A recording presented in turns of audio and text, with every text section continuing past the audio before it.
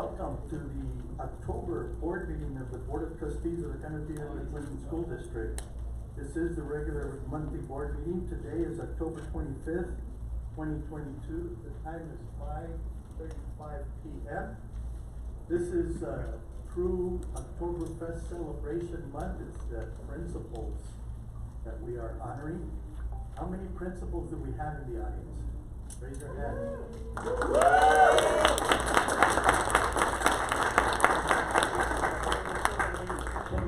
Please, all of you join us. There you go. The principal wave. Would you all join us up front and lead us in the Pledge of Allegiance, please?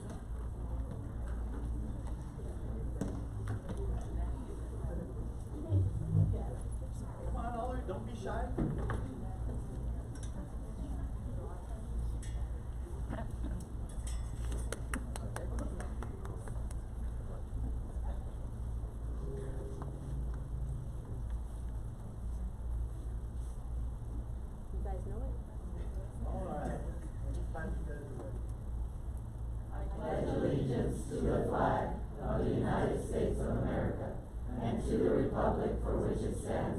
One nation, under God, indivisible, with liberty and justice for all.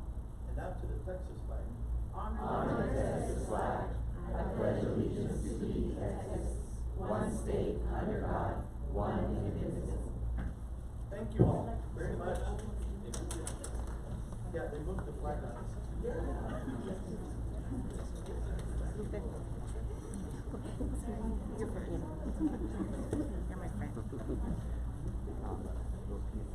All right, everyone. Let me give everybody pleasure that we could do this as a society, huh? Yeah. Okay. Yes. Go ahead, Dr. G. Board President, Board, can we give us a moment of silence for St. Louis, the high school shooting of yesterday, that one student, 15 and a teacher, and listening and reading. The dad was gonna plan her sweet 16 this year. Now he's planning a 50-year-old funeral for all their safety. And additionally, 7 other individuals were hurt. Yeah.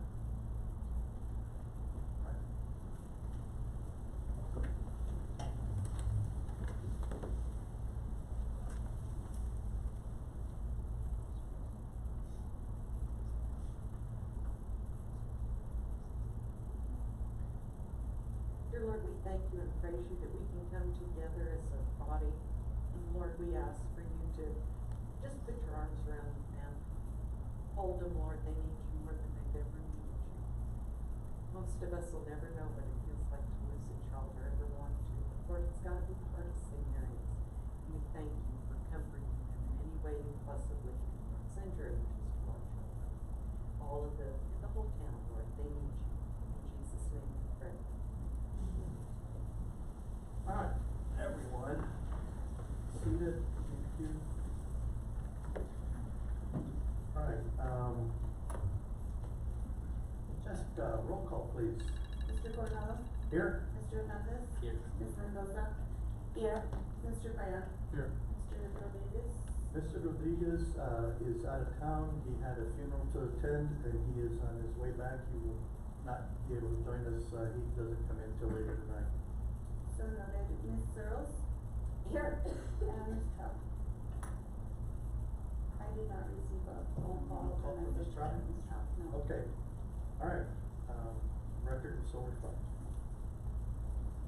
That takes us to the next agenda item. Agenda item 20E, CISD vision and mission statements. And Ms. Mendoza and Mr. Payan, would you please read those for us?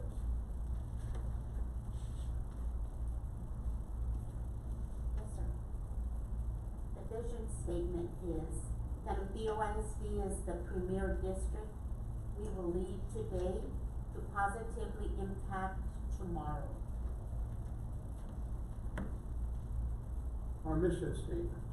Canada BOISD supports and embraces diversity in a multicultural society. Our school community thrives in a safe, engaging, inclusive learning environment. We provide equitable opportunities to ensure our future-ready students are inspired to explore, learn, grow, and excel. Thank you, Ms. Mendoza and Mr. Payala. That takes us to the next agenda item. Three, agenda item number 2, open forum. Any person wishing to address the board during the period reserved for public comment at a board meeting must sign up to be heard in accordance with district policy BBB local. Each participant will be limited to 3 minutes to make comments to the board. The board is not permitted to discuss or act upon any issues that are not posted on the agenda for tonight's meeting. For further information on those policies, contact the superintendent's administrative assistant. For tonight, we have 1 speaker. One person only? Correct. All right, and they're aware of our policies. Yes. All right. So, Mr. Miguel Martinez? Mr. Martinez, where are you? So there's no point. We need a microphone at the podium. Ms. Martinez, you can sit right there. Yes, there's a mic here, so you can use that one.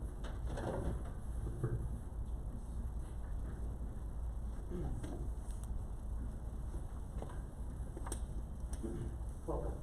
Thank you. Good evening. Thank you, Board of Trustees, Superintendent Dr. Galaviz, and the Cantillo community for allowing me to speak during the open forum. My name is Miguel Martinez, and I am a teacher in the Social Studies Department at the Northwest Early College High School. I'm also the Student Council Advisor. I would like to express my disappointment and raise concern regarding the conduct of trustee, Mrs. Blanca Trout, at the conclusion of the candidate forum, which was held last evening at our school. I was told by witnesses that during the candidate mingle period that Leslie said hello to Mrs. Trout, and Mrs. Trout pointed her finger in her face and called her unprofessional. I'm entrusted with the safety of our students before, during, and after school. Mrs. Trout should know better than to directly accost and accuse a student without addressing it before an adult, like such as Dr. Galaviz, Mrs. Clapsaddle, who's Leslie's principal, Mrs. Lopez, who is Leslie's student council advisor, or with Mr. Clark, our principal. Mrs. Trout's behavior was unbecoming, as she is a member of the Cantillo organization, and by extension is supposed to protect and not bully the students in this district. As a mother and adult, she's supposed to be setting a positive example. Mrs. Lopez has entrusted me with her students before, and it was embarrassing having to call her in the middle of the night and apologize for Mrs. Strout's actions. It's not fair that Mrs. Strout, as she put me and our school in this position where Mrs. Lopez might not trust me or our campus again. Our district has developed an extensive list of safety measures to protect students from external threats, physical and intangible. There are fences and security officers. There are measures taken to prevent students from being harmed through social media. But what about when the threat is one of us? Mrs. Strout is in a position of authority to educate and protect our children. Leslie is a student in our district, and as a child, we are obligated to protect her. Employees understand their responsibilities of protecting our students. Board members must be held to the same standard. In summary, I want each board member to remember that your actions have consequences not only for our students, but for myself as well. Secondly, I would ask that the board of directors, in tandem with Dr. Galaviz, our superintendent, develop a set of protocols to prevent future instances like this from happening. Unfortunately, this isn't the first time Mrs. Strout has mistreated students in our district. She has done so on other occasions in other public spaces. For example, at the Cantillo High School's graduation in the middle of a student speech. Every person on the board knows Mrs. Strout's history, and to continue to let her do this to our children speaks to a level of complacency that I hope this district will not allow. We'll give you 15 seconds to. Thank you, sir. I'm almost done. By being complacent, you're also culpable. Leslie, I hope that this experience, will not, leave a lasting negative impression on you. You and Diana worked hard to put the candidate form together. You spent hours of your free time doing so. Your work is very valuable, and you guys do a lot of things for our schools. We all want to thank you for everything you do. Mrs. Lopez, if you're here, I want to apologize again, and Leslie, I want to apologize to you too, to you too, for not being able to address this as it happened. Thank you very much. Thank you, sir. Thank you.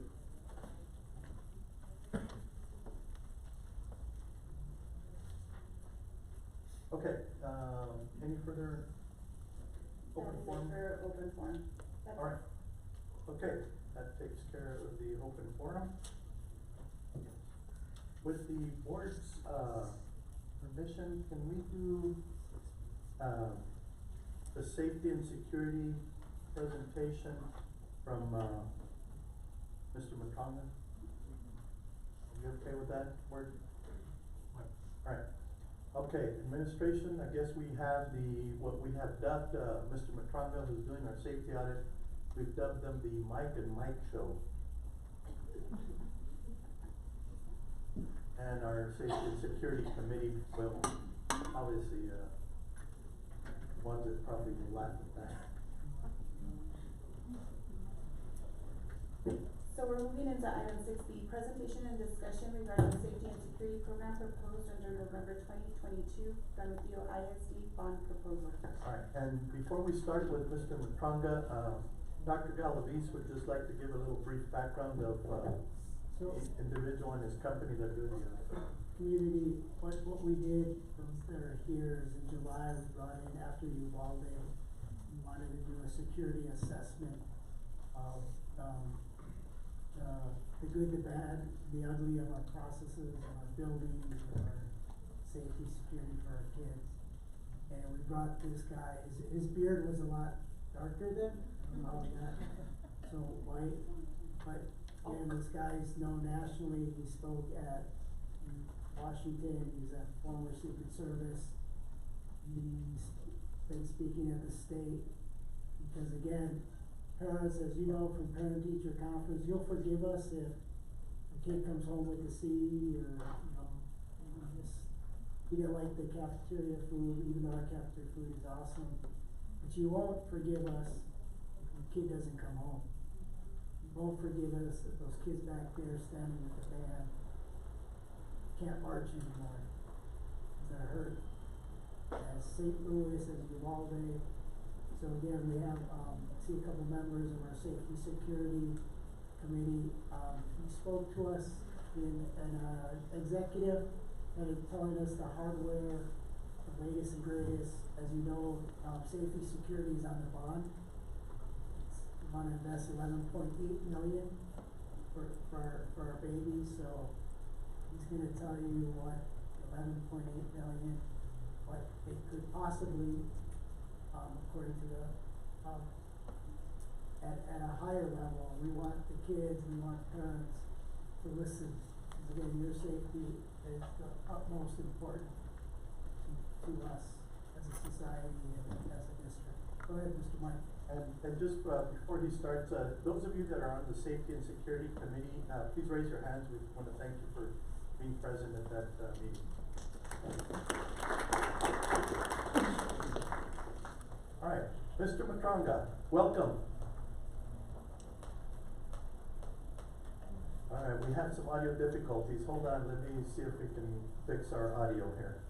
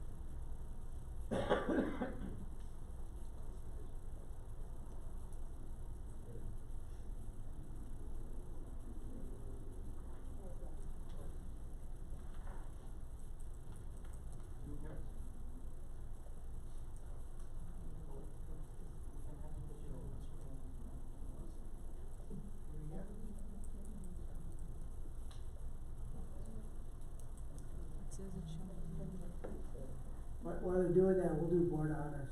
Jessica, can we? Alright, Mr. McCrumga, we're gonna try and figure out our audio difficulties. We can see you very clearly, but we can't hear you. So we will, we'll have our, Can you guys hear me now? there we go. There we go. Okay, Yeah. loud and clear. You got it? Yes, Okay, good deal. All right, well, thank you guys for having me. It's an honor. I appreciate it. I recognize some faces in the audience there. First, I want to start out by thanking the administrators that are there in attendance. I'm a school board member as well here at Texas City ISD, a former executive director. So, and my wife's been a teacher for 24 years, so I understand the commitment that you guys provide to the citizens of the community of Canutillo ISD, and so just want to say thank you. Some of you guys I've met when we were out doing our assessments a few months back, and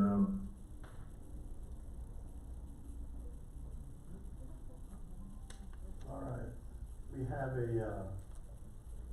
your screen is frozen. Let's see if we can. still frozen? We can hear you, but yeah, there we go. You're back on. Okay, gotcha. I think I had a little problem with the connection. It's connecting now, so. Like I said, I just want to say thank you to the administrators in attendance.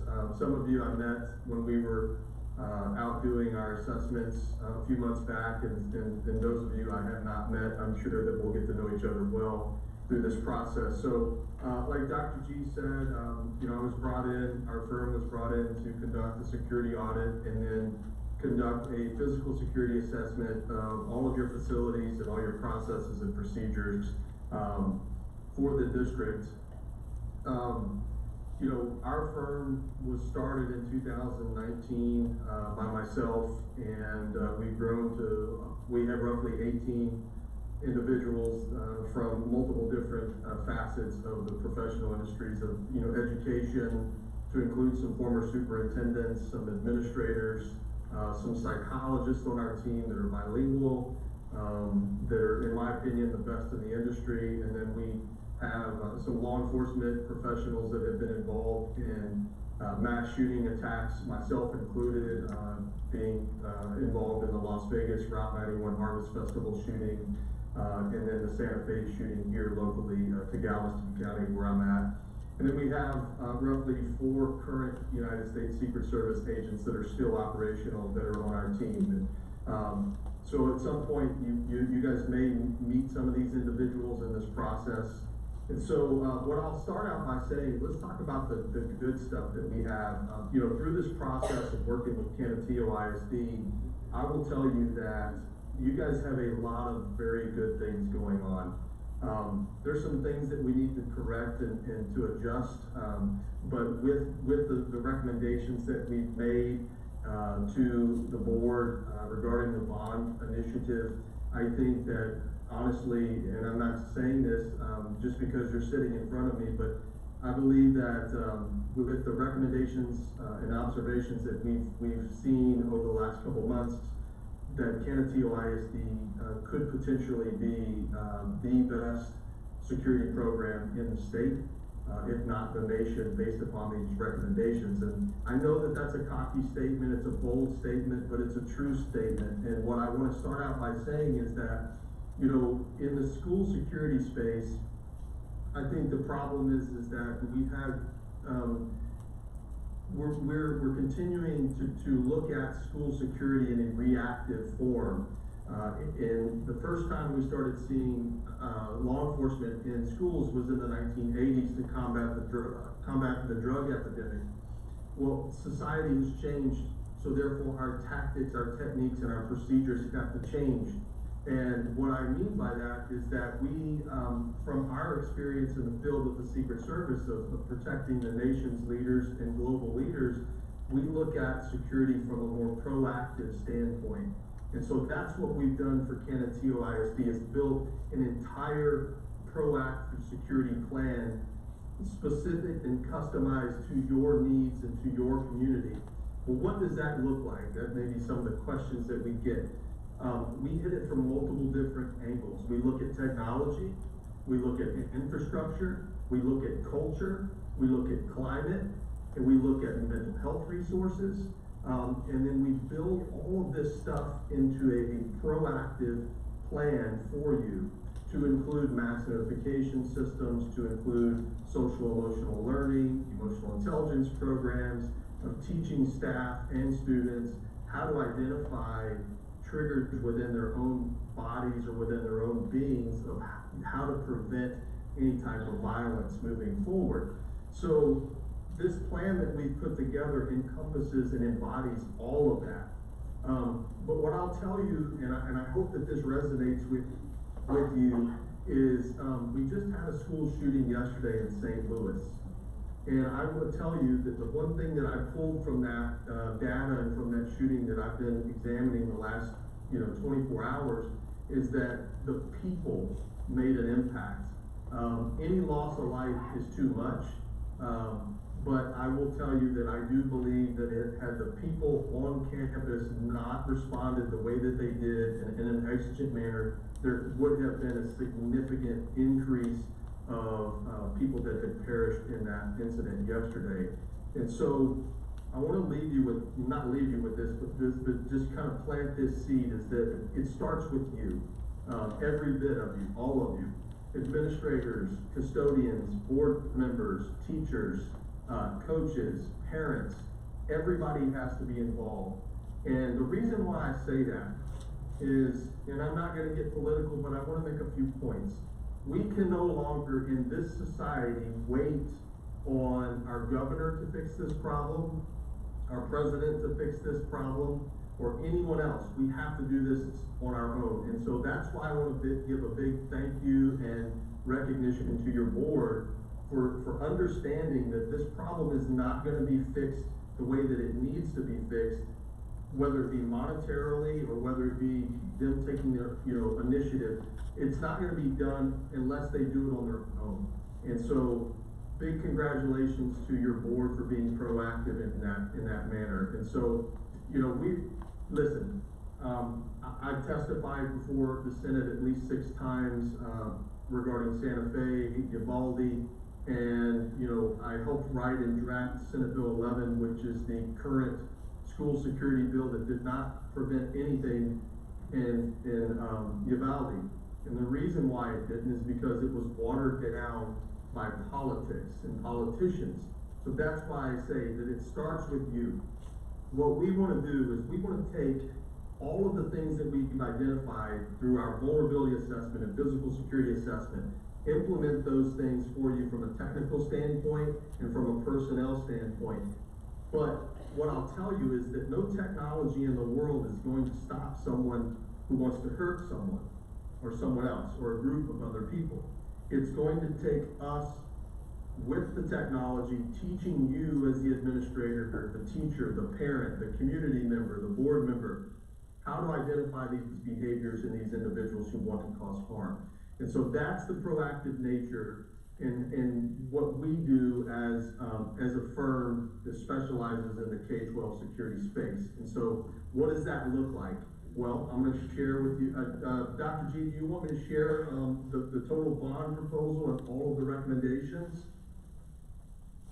Yes, a good summary of that, yes, sir. Okay, I'm going to stand by, guys. I'm going to share my screen. Are there any questions to this at this point? Board? We're good.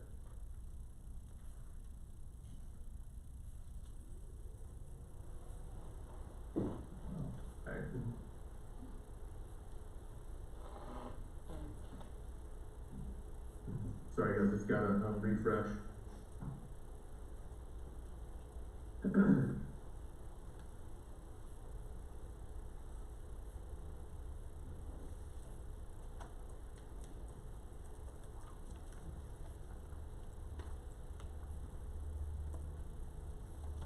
right. Okay.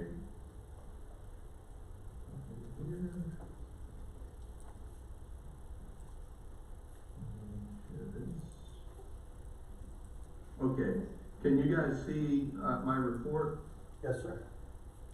Okay, all right, so members of the audience, what I'm sharing with you is the final report of our assessment to the Canutillo ISD School Board and to the superintendent of what we recommend to create a comprehensive, proactive, and holistic plan for Canutillo ISD.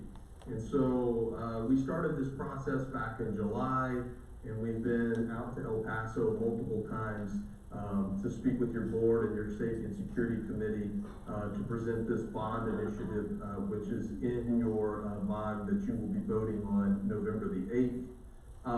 So if you look, we get into here, we look at table of contents, background, statistics and environmental analysis, quantitative risk analysis and prioritization, explanation, the comprehensive bond initiative report, and then proactive machine learning, talking about our technologies.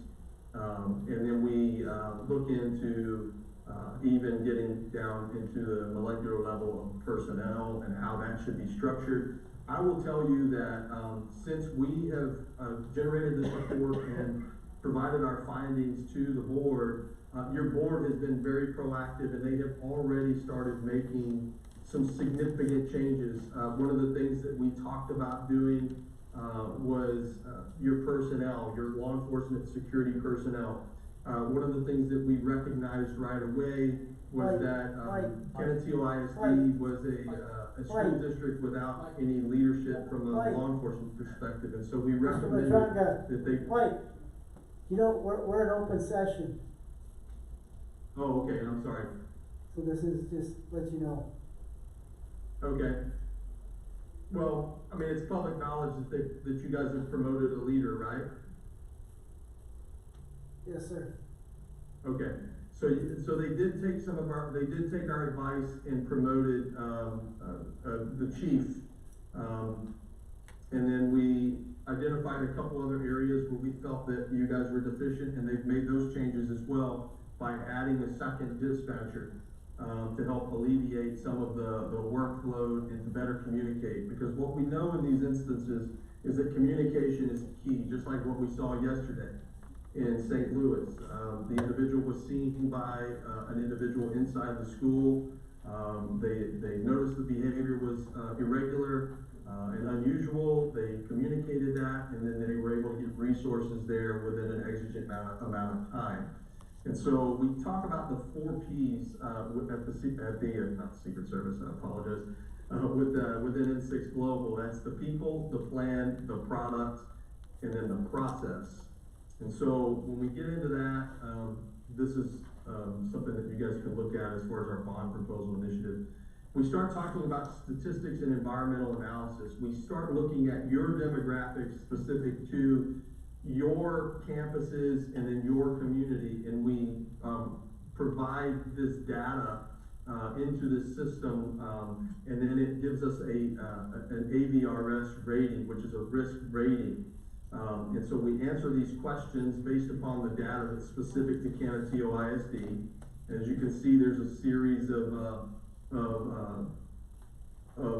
questions based upon intelligence, environment, attractiveness of a target, law enforcement response, and then we get into quantitative risk analysis.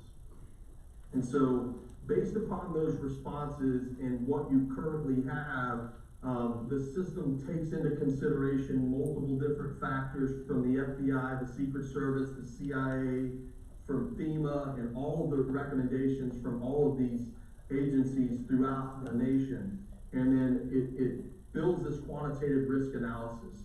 You guys, based upon what we saw, you scored a 42 out of 100, which puts you at a high risk. Now, I will caution you, don't let that 42 scare you. This is based upon multiple factors: technical capabilities, personnel, procedures that you have in place. I will tell you right off the bat, I'm not afraid of that 42 at all. The number puts you at a high risk, but I will tell you that comparatively to the districts that we work with on a daily basis, we're currently working with about 10 throughout the state, and then a couple in Colorado and North Carolina. Canutillo ISD, from a personnel perspective, and from a leadership perspective, in my opinion, in my team's professional opinion, is a step above everyone else. So there's a lot of really good things that y'all are doing there. Some of the things that we saw that were very good is that one of the schools that we visited was Reyes Elementary. Reyes Elementary's leadership and the instruction that their staff had been given on how to challenge individuals that did not look like they should have been on campus was, in my opinion, textbook, and it should be, very well trained throughout the district. So whatever's going on at Reyes and in others, there's several others, should be standard throughout the district, and we've addressed that in closed session with your school board and with your superintendent. So this just gives an explanation of what all of these mean. So you guys scored in the high category as far as risk. Now, like I said, don't let that scare you. That takes into consideration your critical infrastructure, your technical infrastructure, and all of these things. It does not mean that you're at a high risk for an attack, okay? So I'll just give the quick definition of the high. It says, based on threat analysis and intelligence, the probability of an incident occurring in which the identified vulnerability may be exploited is likely.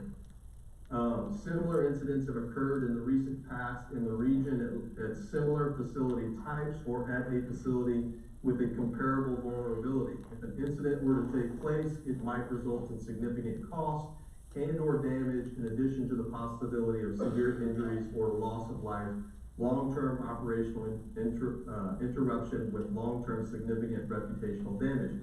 The same can be said for any school district, any corporation, any other critical infrastructure. Stand by. I gotta plug the computer in. And so with that said, we'll move on. And what our system does is once we identify all these things and how we rate them, it puts them in order of priority, okay? So you see we have a critical risk. These are the things that fall within critical. These are the things that fall within your high risk. These are the things that fall within your medium, and then these are the things that fall within your low and then your minor risk.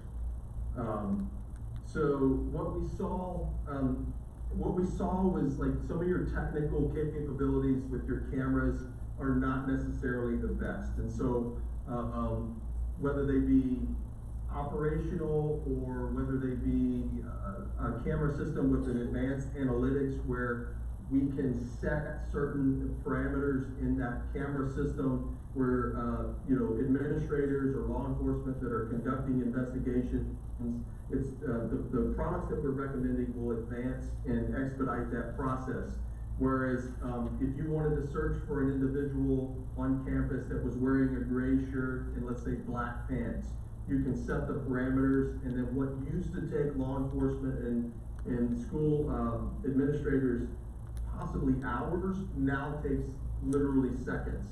And so what we're recommending is a cloud-based camera system. We recommend a Vigilon and another product called Ava, and that would be throughout your entire school or your entire district. Everything into one pane of glass.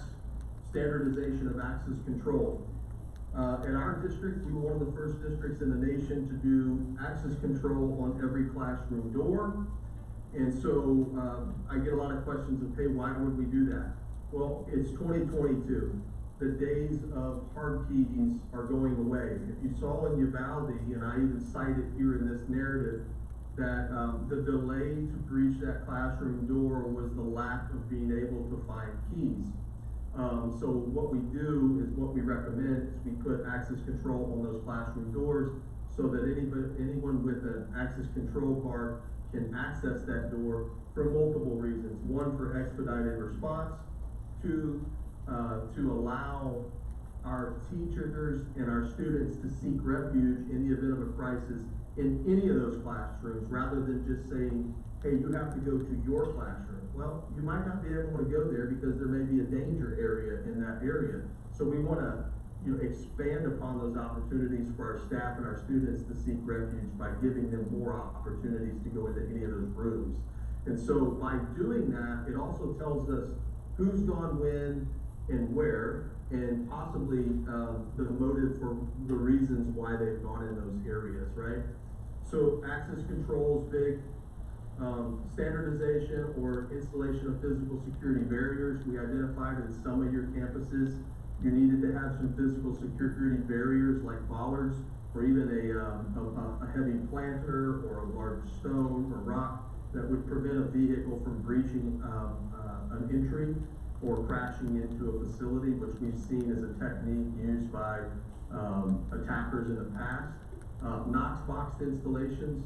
This would have resolved, the issue in Uvalde regarding finding keys. We take it a step further. This is actually fire code that Knox boxes be installed at the entry of every building. In your case, not every one of them had that. So we're recommending that we, install new Knox boxes. And then beyond that, how we take it a step further is that we recommend, putting out, a secure box on the curtilage or on the edge of the property, so that if a responding officer or agency is responding and they need access to the keys, but they cannot access them through the Knox box because, let's say, God forbid, there's an incident that's preventing them from doing that, like someone shooting at them from the school, they can access the keys and the maps and the plan to the facility from the curtilage. And so we recommend putting out a stainless steel box with an access control reader out there as well. Proactive machine learning software. We use this software in Texas City and in Santa Fe, started using it. This is one of the most effective tools that we use. What we did was we took all of our sex offenders within a certain region or within a certain radius of each campus, and we entered them into this software. We then took the county or the city's most wanted, and we entered them into the software, and then anybody who was of special interest or unusual interest to the district, who wanted to harm us or who had been given a criminal trespass warning, we entered them into this system as well. And basically what it does is we install it on the exterior and some interior cameras. It's a software, no hardware provided or required, and it will measure the biometrics of these individuals' face, and it will identify those individuals before they even enter the facility. I have seen this work. It worked the first day that we utilized it at a school event, graduation with 10,000 people. We identified a student who had a criminal history that was wanted and was a violent nature that we had deemed not able to enter any of our facilities. And we were able to identify that student out of a crowd of 10,000. And then we had another student that was wanted for aggravated sexual assault. And so we were able to utilize that in a proactive manner. So I'm gonna go through this kind of fast, guys. I know your time is limited, but we recommended an overt weapons detection system, a covert weapons detection system for your staff and your students. Reinforcement of glass. All of your entries, we're recommending they be hardened with a 23 millimeter film that will not allow someone to break that glass and enter. If you know anything about yesterday's assault at in St. Louis, the shooter was not able to access because the doors were locked, so he broke the glass and entered through the glass. This would prevent that from happening. This would happen. We would install this film on all of your entry doors on the first floor. Some areas we would install blinds or perforated film to prevent people from seeing into your facilities. Two-way locking commercial door handles. It's now required by the state. Not all of your campuses have that capability. And then a reinforced lock, which a teacher would have a specific key to take that reinforced pounds per square inch from 600 pounds per square inch to now 13,000, and then law enforcement would be the only people that would be able to unlock that key or unlock that lock from the exterior of the door when they're coming to check on the status of those students and staff members. I'm gonna try to hit the highlights. public announcement system. All of this stuff that we're talking about, will be integrated into one platform.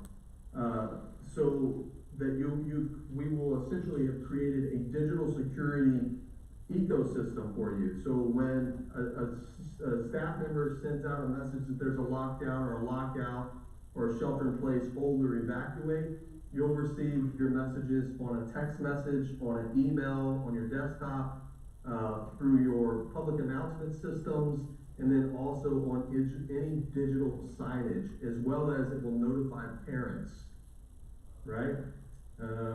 We're gonna replace your fire alarm panels, your alarm panels to a digital panel, video management servers. We're recommending a IT system security assessment, social media monitoring. As you all know, in the past, almost in every single one of these incidents, social media is an avenue for people to relay their intentions, to harm others, to include Santa Fe, to include Uvalde, and I'm certain that as the information comes out on St. Louis, we will probably see the same thing. We recommend 4 different companies. In y'all's particular case, we're gonna recommend Data Miner, and it basically just puts a geofence over certain locations that will check for certain keywords and help get out ahead of the problem before it becomes a crisis. We're in the process of recommending rewriting your emergency operations plans and then having a designated emergency action plan for every campus. Well, what's that look like? At every campus, we're gonna identify where your landing zone is, where your triage area is, where your decontamination area is, where your mass gathering areas, where your evacuation routes are, where your fire or pull stations are, where your stop the bleed kits are. And we'll put those into these nice binders for you, which we recommend being hung in every classroom. This is a vulnerability assessment that we recommend, where we go out, we identify your vulnerable areas, and then we record that data and then share that with law enforcement so that they do not have to do that when they arrive. All of that homework will be done for them. We're basically creating a playbook for them. Same thing, comprehensive emergency survey. And this is what this will look like, administrators. Each one of your campuses will have a map that looks just like this, so you know exactly where you need to go and when and where. We're not doing the security mapping for you guys. Stop the bleed and chest control, chest seal application training for all staff.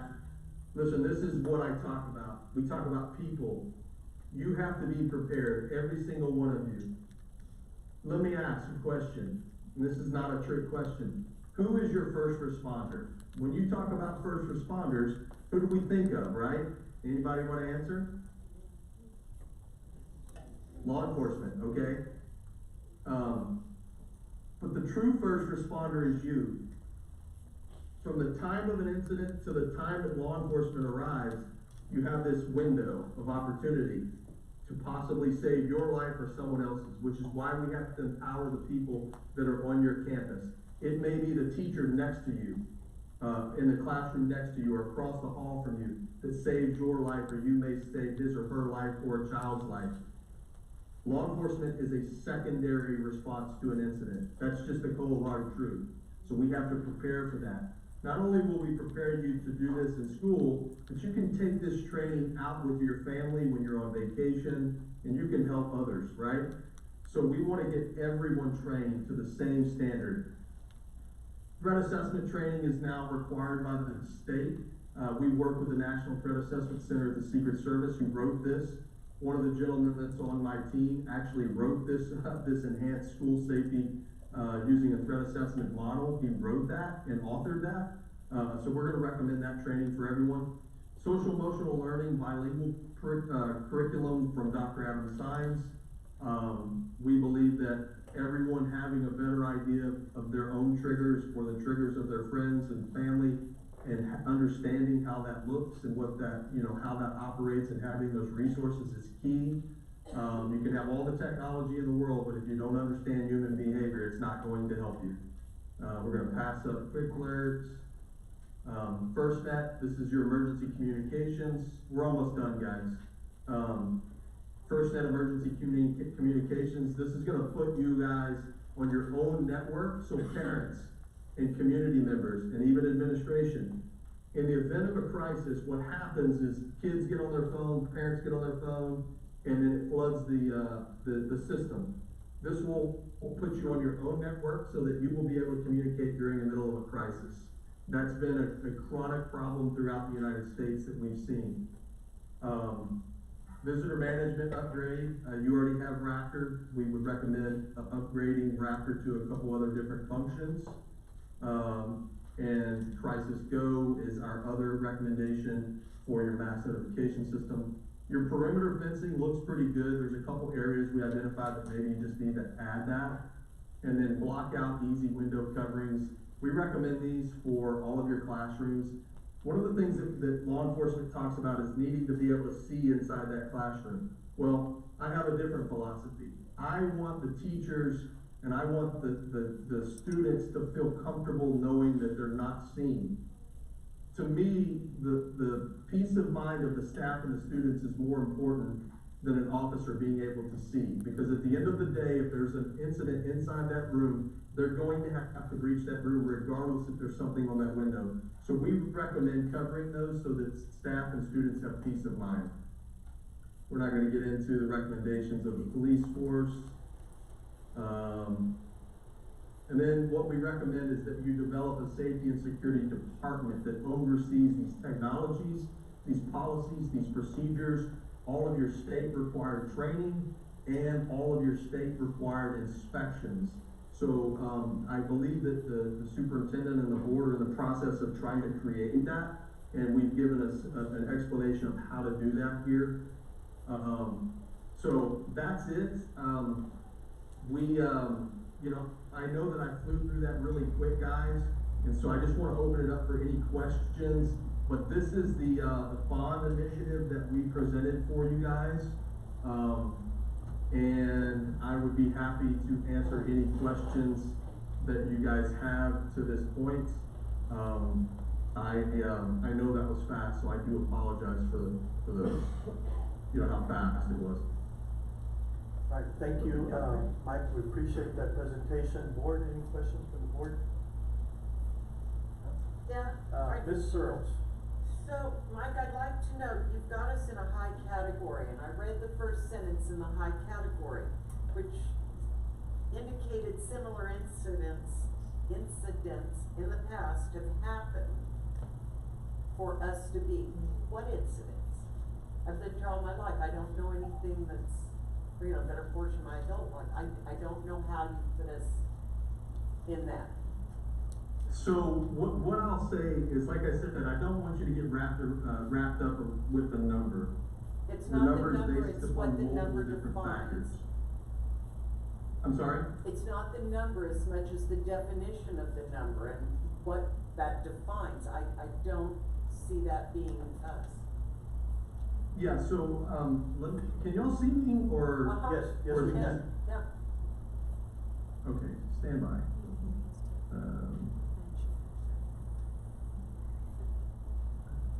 I'm sorry, guys, I'm trying to, there we go.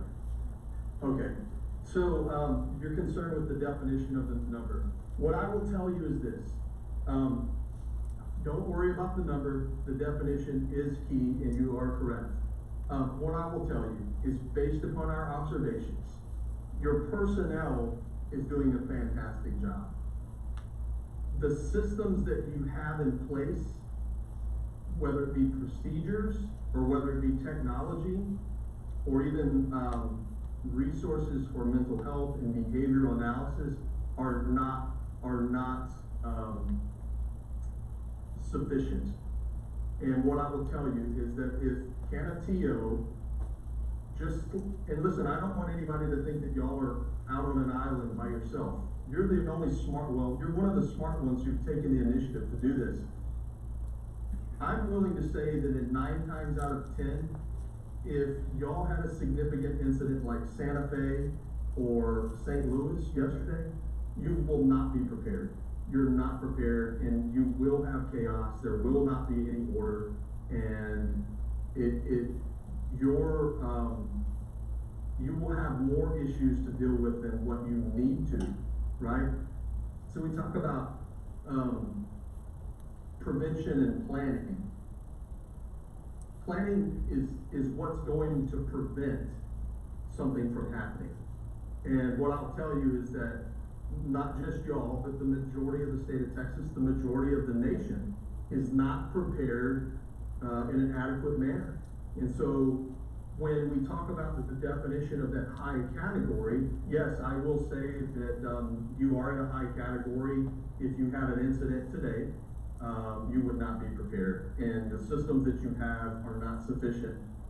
You have to have systems that are working with each other, that are integrated to get out that message, and you have to have policies written that are going to be easy for administrators to follow and to command in the event of a crisis. And so, like I said, I commend you guys for taking the initiative, but you're in that high category because you're not prepared.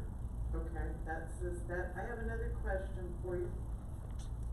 So, in the event that the electricity goes out, will we have generators? Do you have generators in the plan for us? I don't, Because all of but I this, can add them. yeah, all of this is electrical that you've given to us, and if the electricity goes down, I don't know. Yes, we built that in. So the systems that we recommended do not need power. They're going to be Okay. self-sufficient. So like the access control readers on all your doors will still operate. They're low voltage. They work off battery, which lasts up to 5 years. We recommend that after 3 years you replace those batteries, and they're not like your expensive. Not titanium, but whatever the fancy batteries are. I can't recall what the name of them are, but The good ones. but these are just standard AAA batteries that last up to 5 years. We recommend that after 3 years you replace them just to be safe. But yes, all of these things will work now. Okay. If you And- have a power outage. I have one other question. How long till we need to replace all of this? Well, the system that we were recommending, the Crisis Go is a software that you will never have to replace. The access control panel or access control readers on your doors can last 10, 15, 20 years. And we look at that. We do a cost analysis of that. The cameras that you have now, oh man, I've got so many different camera ones. VivoTech. They're not, you're looking at replacing them probably every 5 to 6 years. The camera systems that we're recommending for you guys are a cloud-based system. The reason why we're recommending them is because everyone is going to the cloud-based so that you don't have to spend X amount of dollars on hard servers and then have to replace those servers. All of that data will be stored in the cloud. And the system that we're using is backed by Motorola. Motorola owns 40 plus companies, so they have staying power in the industry. They're going to be here for a very long time.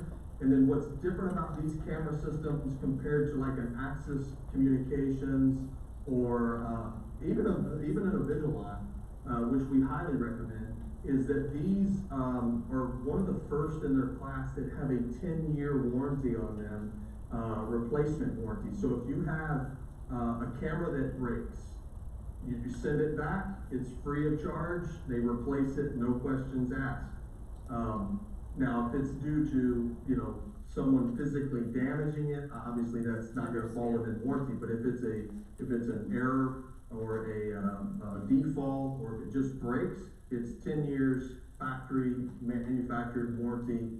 And so that's why we recommend that, is so that you guys can get this long sustainability and return on your investment. That's key. That's one of the things that we looked at. I mean, you know, me, myself, we didn't have access to these cameras in 2018 when we did our school district like this, or I would have gone with this as well, because right now, we're almost 5 years in, we're having to replace, some cameras, right now. We're going for a bond as well, November the 8th, and in that is replacing some of the cameras that we were not able to replace back in 2018. And so with these cameras, you will absolutely have the best warranty in the industry. Thank you very much. Yes, ma'am. Any other questions, guys? Board? No, I think that's a pretty, comprehensive, report. I know, with Safety and Security Committee, when you presented to us, we, met for about 4 hours, guys? 5? 4.5 hours. So, just for the audience to know that there's a lot more detail in this, but he did give us a summary of what we discussed in the Safety and Security meeting. Mike, and your staff and your company, thank you very, very much for the presentation. We really appreciate the work that you do, and just for everybody's knowledge, you are currently doing this with how many districts in Texas? I'm looking at my board right now. I've got 1, 2, 3, 4, 5, 6. I've got 8 on the board in Texas, and then I've got 1 in Colorado, 1 in North Carolina, and then we just brought on the world's largest HVAC company just this past week, and they have 300 distribution centers, and then they have one of the world's largest distribution centers for HVAC systems here in Texas at 4.6 million square feet that we just walked through last week. And it's a little bit different in the corporate space, but essentially a lot of it's the same. You know, getting out that communication, having the right technology, and then empowering the people on the ground to do what's right. And so, you know, like we discussed in the safety and security meeting, all of our CAD drawings are ready. All the specifications are made. We have items in stock, and we're ready to go as soon as you guys are. So we look forward to it, and I truly, you know, mean it when I say that you guys are out at the forefront, and you should commend you should give yourself a little pat on the back, because a lot of districts still have this idea that it won't happen here until it does. And so, as of yesterday, there's been 558 mass shootings in the United States. At some point, something is going to happen somewhere, you know, and so it just, don't let it be you, because, you know, I always ask people, you know, what can your reputation withstand? How will it look on the news? Are you prepared? And I'm not fear-mongering, that's just the truth. That's the society in which we live. So thank you guys very much. I really appreciate it. And members of the audience, if you need to ask me any questions, you can call me 24/7. I've been living that lifestyle for the last 20 years with the Secret Service. I truly mean it. I'll be happy to sit down, do a Zoom call, an email, a text message, or even a phone call with anybody in attendance, to include your administrators. Whatever you guys need, we're there for you. All right. Mr. Matranga, thank you very much. Mike, definitely remember the Mike and Mike show. Yeah, I apologize, Mike's out of town. He's in North Carolina, working a job there for us. All right. Well, So, you know, whatever you guys need, give me a call. I really appreciate it, guys. Thank you very much for the report on behalf of our community. Thank you for the work that you've done, and hope to, in the very near future, be able to start implementing the security. Thank you very much. Appreciate it. Yes, sir. Y'all take care. Thanks, Mike. See ya. Take care of your family.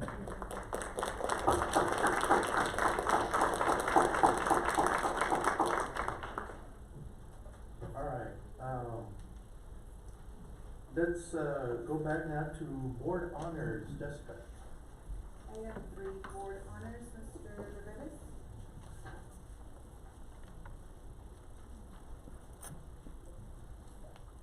Mr. Coronado, board members, Dr. Galaviz, please join us up front to start this evening's school board honor.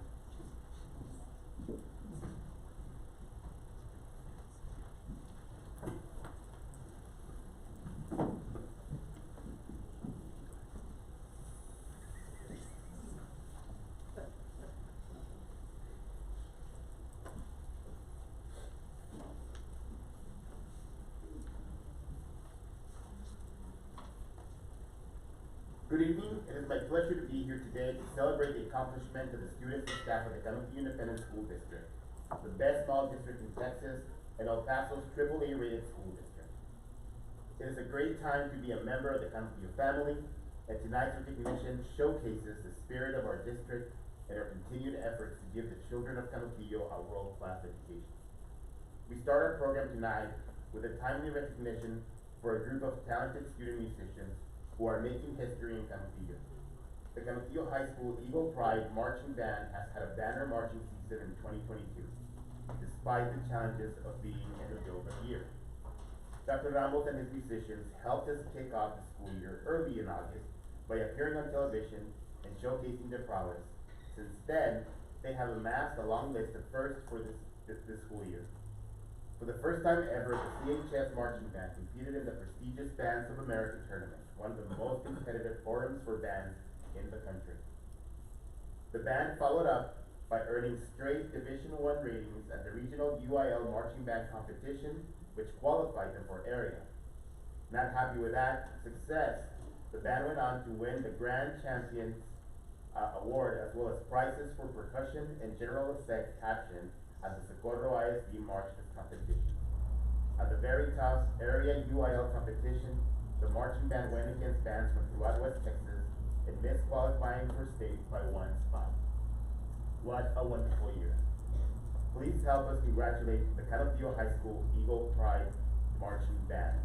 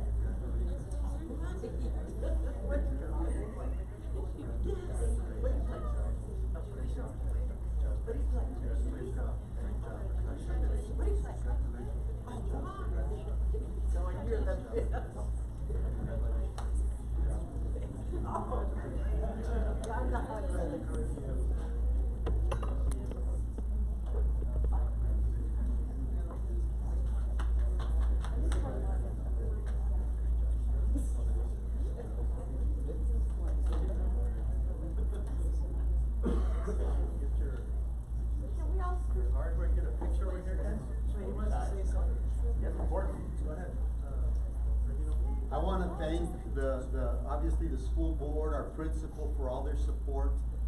I especially want to thank Dr. Galaviz, who was at every competition, but not as a spectator. We had him moving props, we had him moving equipment.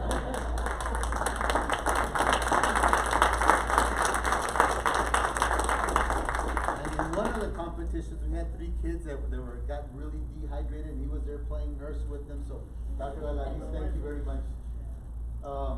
But we do want to thank the community. This is for Canutillo.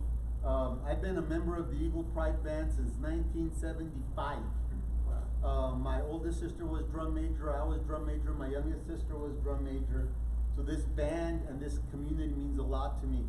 What these kids did is historic. In the 52-year history of the program, we had never competed in a national marching competition. We had never taken grand champion anywhere, but in our category, we are the top band in this region, something to be proud of, something that is because of the support that we've gotten all these years and because of the School of Music. Thank you very much, kids. We're very, very proud of what you guys did. And lastly, I want to thank a very special person as part of our staff. He wrote the music, he got the design team, he spearheaded a lot of what we did in marching band, Mr. Castañeda.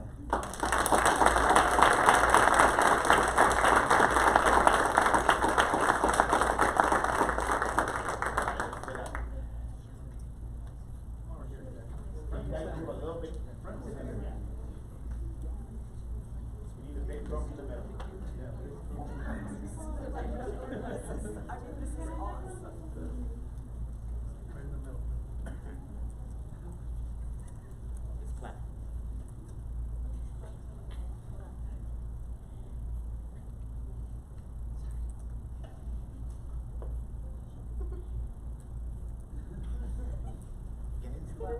Clap some, join us.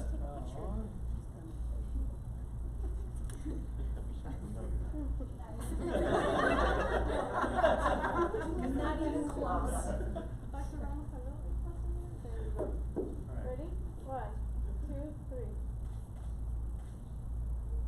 Perfect.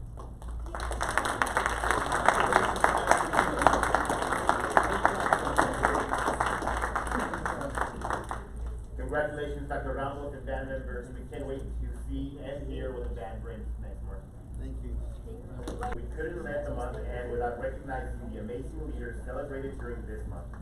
October is National School Principals Month, and in Canutillo ISD, we have 10 amazing campus leaders who are working tirelessly to make sure our students have access to the best educational opportunities in El Paso.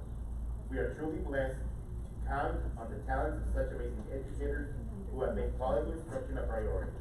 Their work is inspiring teachers and students to perform at unprecedented levels, helping us reach AAA rating status. At the elementary level, we have an amazing new face to the district, Mr. Esteban Alvarez, who brings a wealth of experience and talent to Canutillo ISD in an effort to build on that A rating the school received this year. Please help us welcome Canutillo Elementary Principal Esteban Alvarez.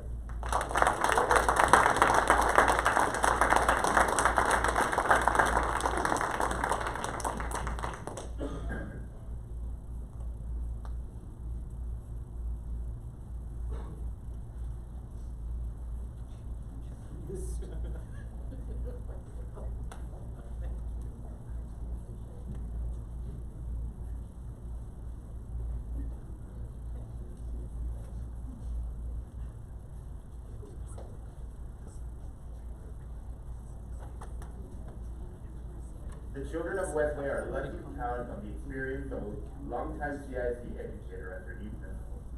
Energized by this position and ready to continue the Project Lead the Way work that has been done at the school, we honor Diana Davenport Elementary Principal Guadalupe Montañez.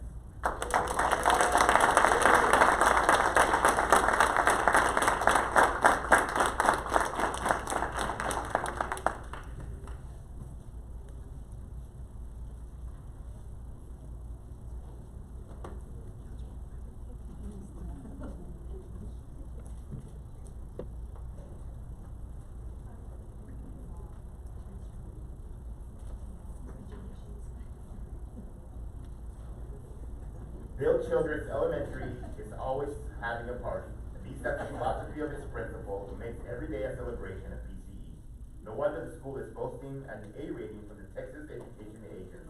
Help us welcome Children's Elementary School Principal Jonathan Flores.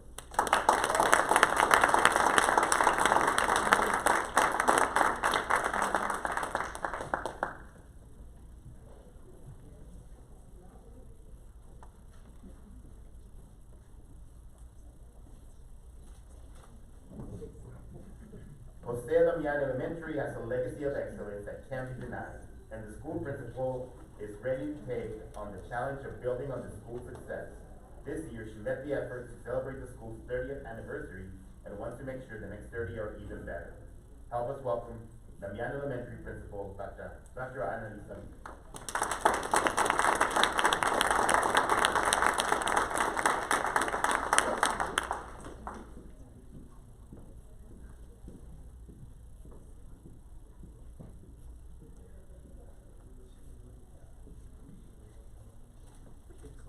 If you want Canutillo royalty, look no further than Garcia Elementary School. The principal there is this year's Canutillo High School Outstanding Act, and she did it all while opening the region's first public Montessori program. Help us welcome Garcia Elementary Principal Maria Alonso.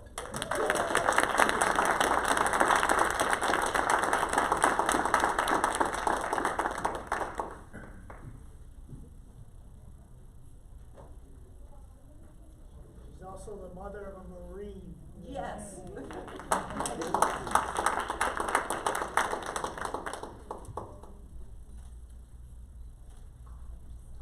road, we have one of Canutillo's most prolific supporters, a former National Assistant Principal of the Year. She's now using her talents to give her school back-to-back A ratings. Help us welcome Reyes Elementary Principal, Jessica Candido.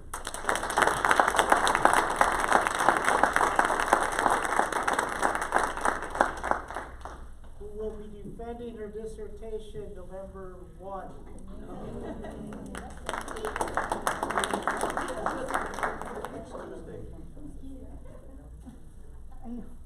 Bosque Road is home of not just the Canutillo Middle School STEAM Academy Eagles, it is home of champions.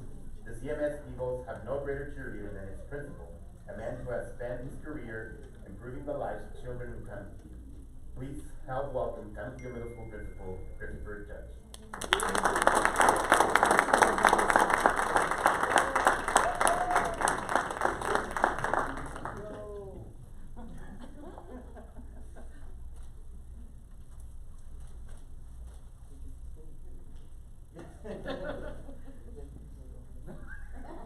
Helping the Alderete Eagles level up is a woman who has spent her life in Canutillo and is a proud member of this community.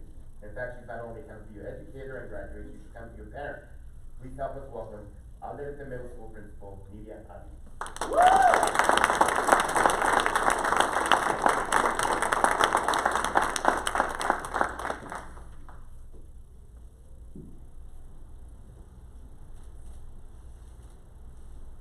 The newest member of the CISD Principal Club is no stranger to Canutillo ISD, a former Northwest Early College High School dean of students who spend time in the curriculum and instruction team, improving teaching and learning district-wide. He is now leading our very own Blue Ribbon School. Help us welcome Northeast Early College Principal, Frankie Clark.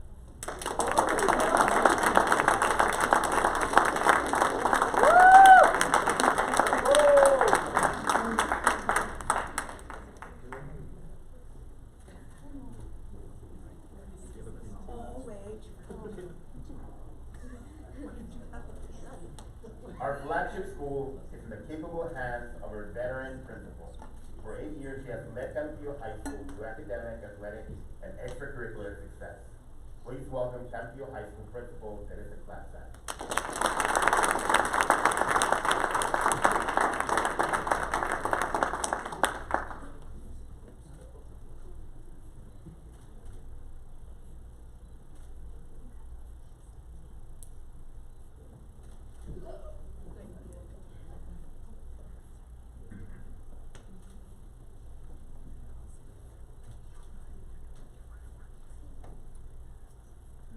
Now let's get all the principals together for a photo with us.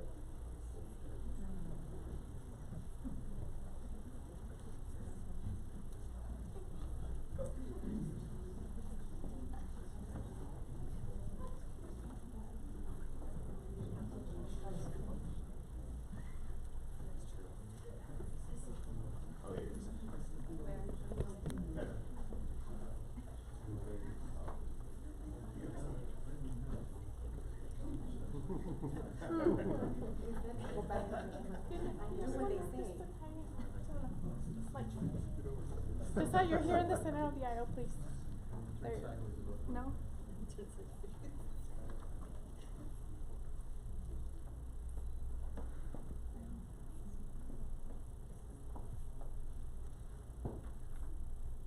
Ready? Okay. 1, 2, no.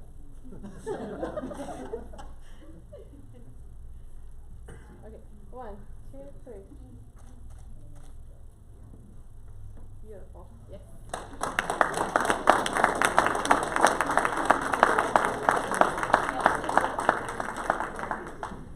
Thank you, principals, and happy Principals Month. Mr. Coronado, members of the board, Dr. Galaviz, this concludes this month's board audit. Thank you, Mr. Good job.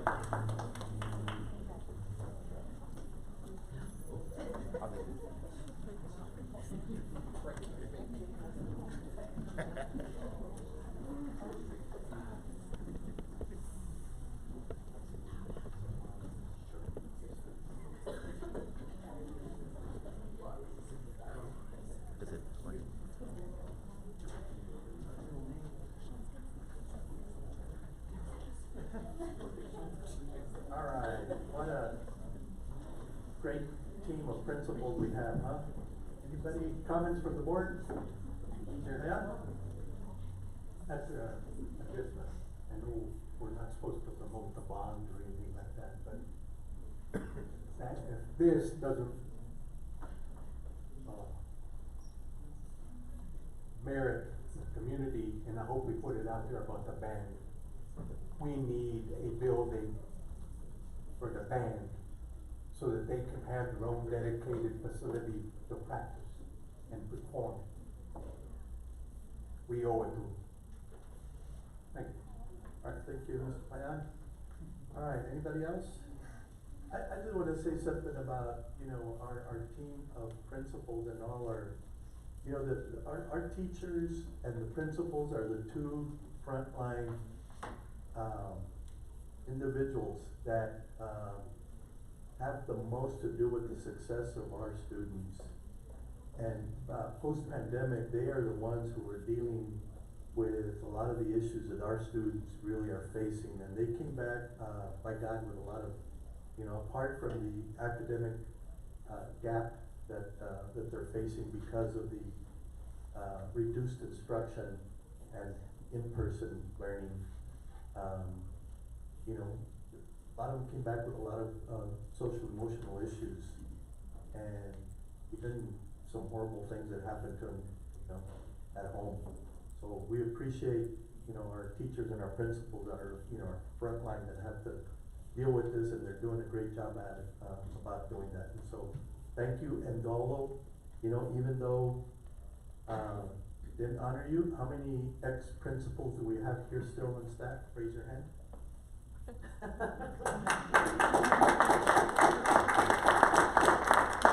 you all too, because y'all are still part of this, and so, thank you guys, we really appreciate you. Mr. Chair, Mr. Payan. may I add one more comment? Yes, sir. And what Mr. Coronado just mentioned is true. You know, our kids spend, maybe I'm just guessing, maybe 50–60% of their lifetime in school, in the classroom. And a lot of times, the first person that greets them in the morning is that principal. And I'm speaking from experience.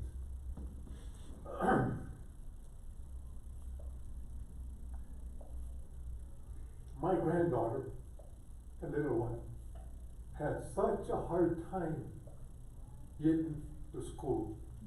There was one person that was there every morning, picked her up, my daughter handed it to her, and walked her in. It's Ariana. Genevieve remembers you. Thank you.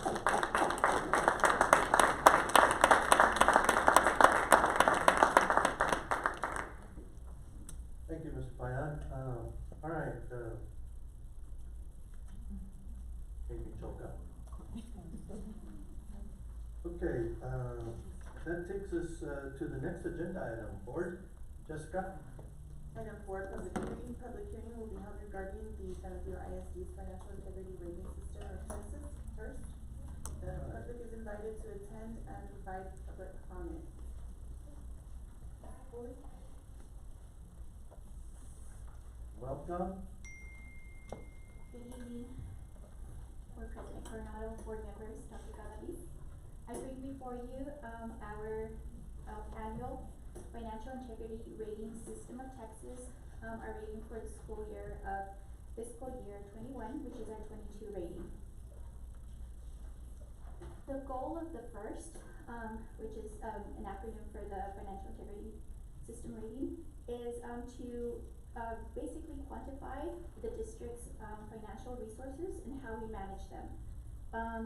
The accounting system for Texas is very complex, and this is one of the more significant items that's why the first exists.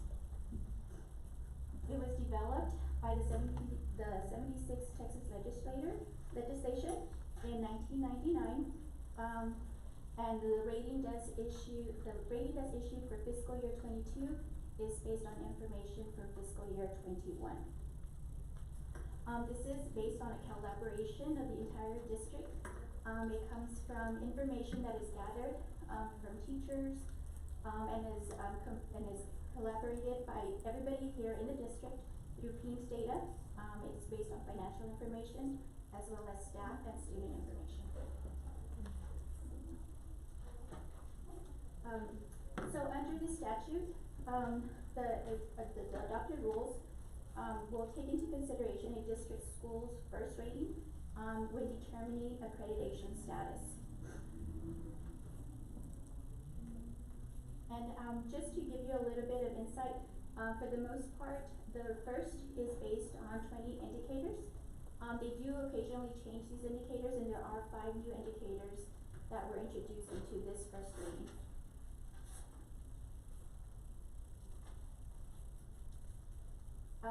There are 5 critical indicators that we do fail these 5. Any one of these 5, we automatically fail the rating. We will get a determination of a failing. The 20 indicators, there's 5, like I mentioned before, that are critical, 9 that determine solvency, and 6 that are financial competence indicators.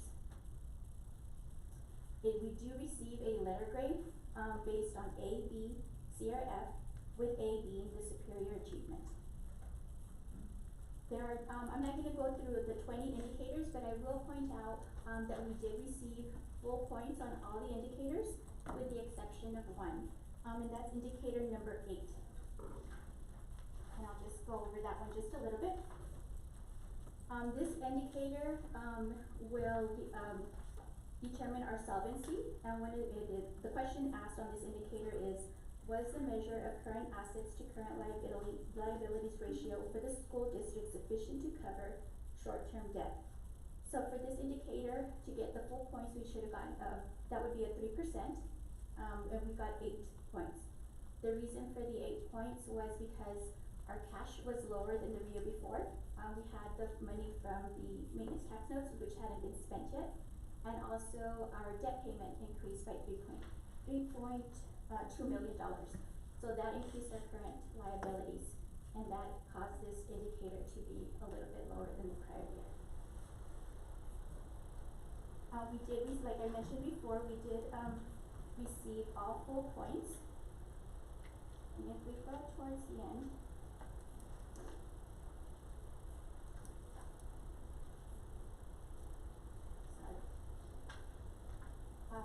past the 20th indicator, we did receive a score of a 98, and that is a superior achievement on the first. So in the past, we have some historical data for you. In the past 10 years, the different ratings that we have received, they've modified the different rating names over the past 10 years, but for the most part, we have received superior achievement on our ratings for our financial data. And with that, I will open it up to any questions that you may have. All right, Gordon? Mr. Payan, I reviewed this morning before I spent about an hour looking at it.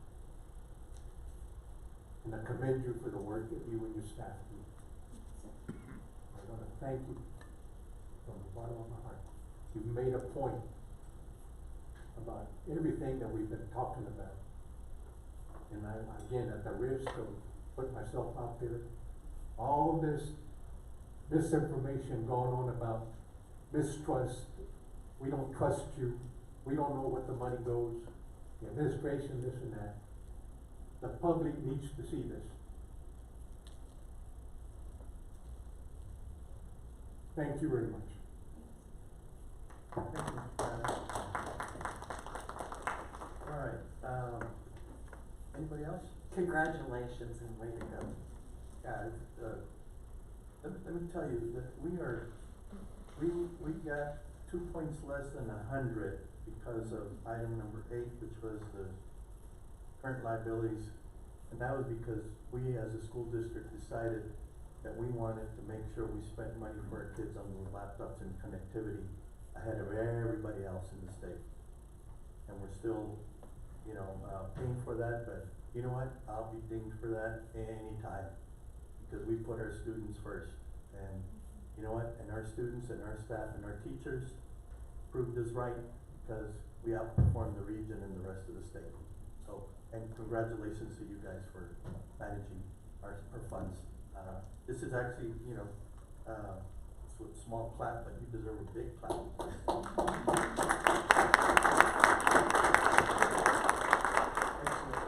I have a question. Layman's terms, layperson's terms. I'm in a locker room or at beat does, getting my tamales, waiting in line. What is solvency? Basically that we can cover our debt. That we are solvent enough that our assets, if need be, would be able to cover, any of our debt, that we are able to pay our bills. So we can pay our bills when we cover our debt. Correct. Okay. We can be a continuing, an ongoing, entity. So you can pay your bills. Correct. So I can say, when I'm waiting in line, and the beat does, I can say, hey, we can pay our bills. Yes, sir. We're solvent. We're solvent. I know from chemical perspective, I know what solvent means. Next question.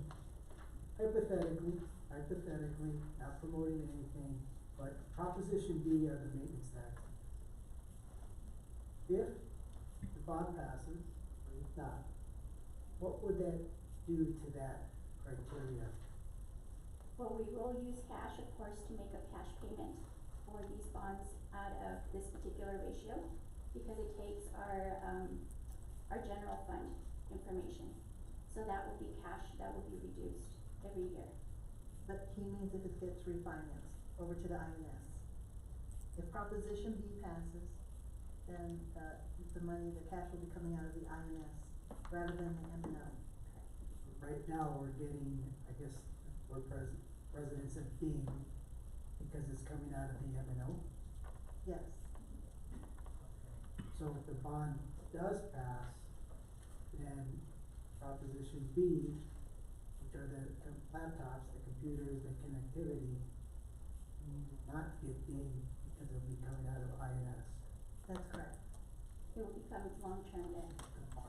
So we could get 100%. I'm sorry? We'd get we'd be at 100%. 100 points. 100 points, I'm sorry. Yes, if, all other factors being equal, yes. So Proposition D does not pass, and you continue to be dinged, correct? Well, it just depends on the other factors, so we would have additional cash that is not gonna be so in other words, once we have the cash for the bond, that will increase our assets, but then our debt payment will go into long-term debt, which doesn't play into this particular ratio. So it will increase, that ratio for current assets and liabilities. I just wanna make sure because. It will help, It'll help. yes. Right, now I've seen signs out in the community about, after, to echo Mr. Mayan, transparent, they're words that we all use, that just to say, there's really no substance behind it, there's no truth. That's according to, we have a 98%, which is a superior Right. rating with our finances. This is basically a report card of our finances, Okay. and it's an A rating. And it's consistent across the state, compares us to other districts as well, Okay. because not everybody gets superior. No, just like I said, people are talking in the community and they're heard it last night, so I just wanna make sure that we are, we have facts in front of us. Yes, this is data. Mr. Chair, one more comment, and I saw those comparisons for likewise populated school districts. By and large, consistently, we're at the top. Mr. Reveles, you need to put this out. The public needs to know this. I'm actually writing it right. Go ahead. Thank you. Thank you, Mr. Playa.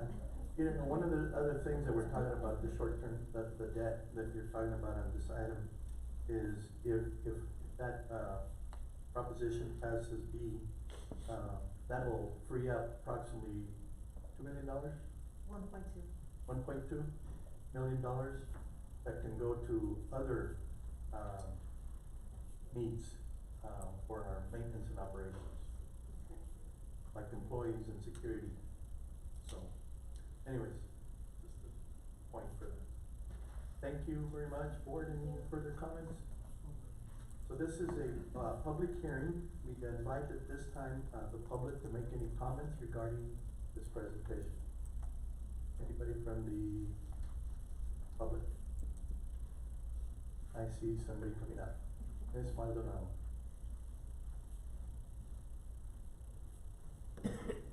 Good evening, board members, Dr. Galaviz, and community, staff as well. I will echo Mr. Payan, I will echo Dr. Galaviz, and I will echo Mr. Coronado. I was at the board forum yesterday and we heard nothing about don't trust you, there's no transparency, there's no accountability, and I will agree that how much more transparency, how much more accountability, how much more facts do we need than what has been presented tonight?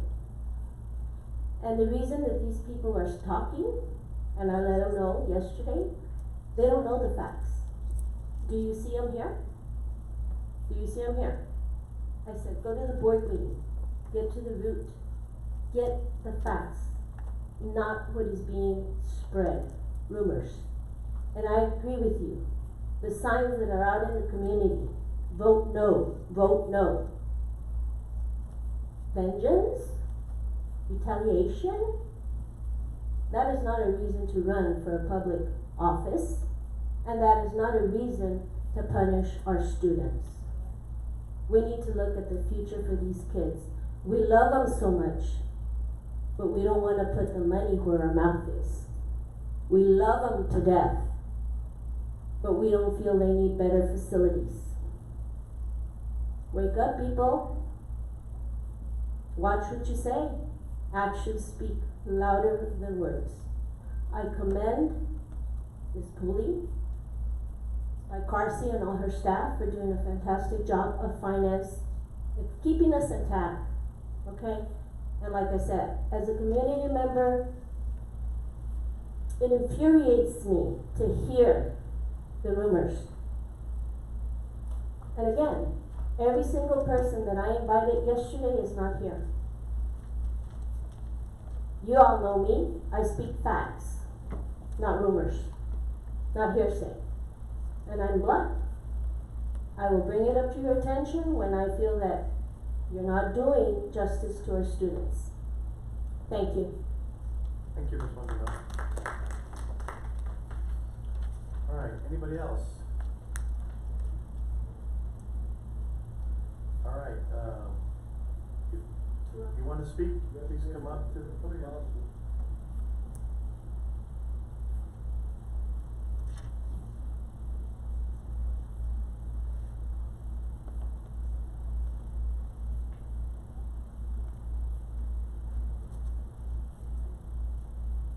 Good evening, Superintendent, Board President, Superintendent, Board. Sorry I came in late, I've been working, I just got done feeding horses. And I may not stay on topic, I don't know. I have a few questions about this bond issue. I'd like to know what the principal and interest total repayment is gonna be on this bond. Anybody know, anybody in here would take a loan out without knowing what your principal and interest are gonna be and how long it's gonna take you to repay it, how much money it's gonna take? We do a $264 million bond issue, 40 years with P&I, you're gonna be right at, I guess, $500 million, you know? Somebody needs to tell us what we're spending this money on. So far as new facilities, I have nothing against new facilities. But you show me where these new facilities are gonna raise our test scores. And you show me where these new facilities are gonna give me some biliterate children. And you show me where these new facilities are gonna give me educated people that are ready to go out and work for us, and I'll be standing right here trying to get you all the money I can.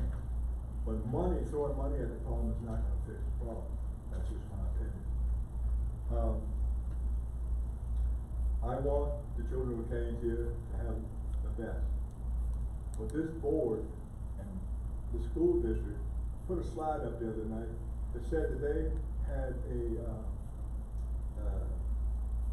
I don't know, a hope or a goal for black children that was 70% of what their goal was for the other children in the class in terms of being able to read on grade level. Now, I could be wrong, my numbers may not be right, but why would you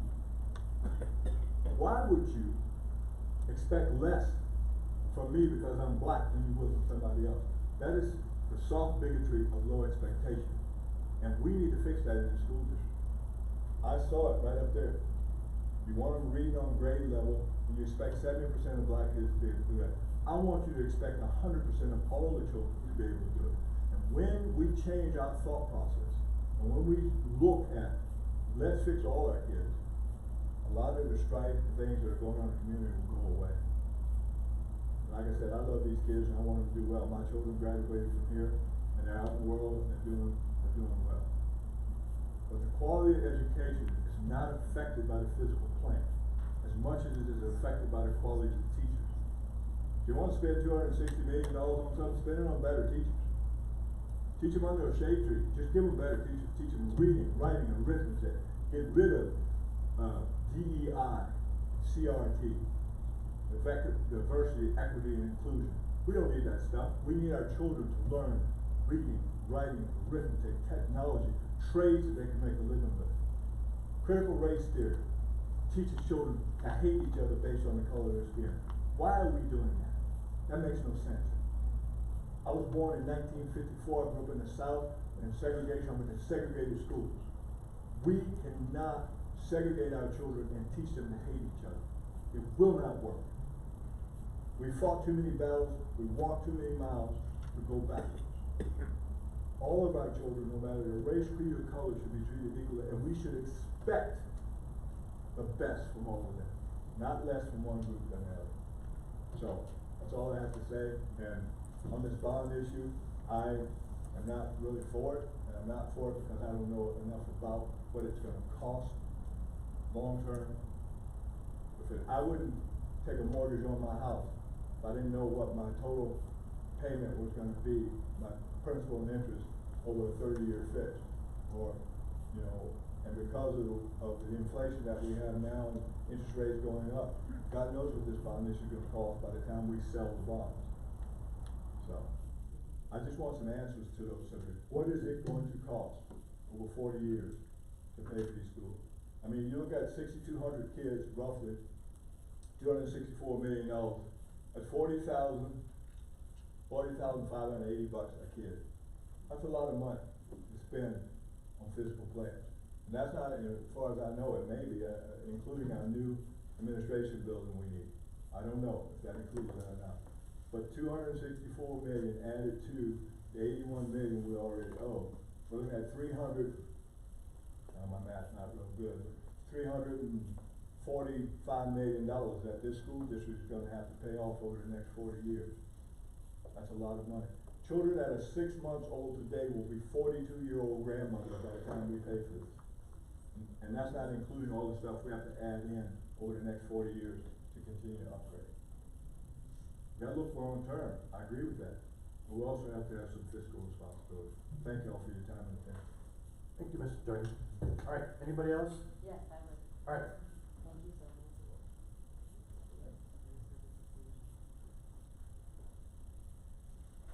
Well, thank you, and I'm so grateful to be among all these beautiful children here and these great families, because there's no doubt what has made this city prominent, in my opinion, is of course are the families, and they go to church. They're Judeo-Christian families, and for this school board, I don't know where you're getting your figures. The Texas Bond Review Board is stating that the Canutillo Independent School District debt is $95,894,627. This is the Texas Bond Review Board. Take a look. As this gentleman that preceded me here stated the figures, And you young people over there, pay attention. The student body here is what, 6,200 kids? This is absurd. You have no right to burden the wonderful families that live here with this kind of a massive debt, which will destroy, which can actually throw tons of them out of their homes and make homeless. That's what's created all up and down the West Coast, and I am from the West Coast, so I know what I'm speaking about. This is absurd. So this bond has to end. You don't need more buildings. I've talked like a little red schoolhouse, and you know Abraham Lincoln was educated with a little red schoolhouse, basically. I mean, I've taught basically a classroom with pre-kindergarten all the way up through 4th grade, 5th grade.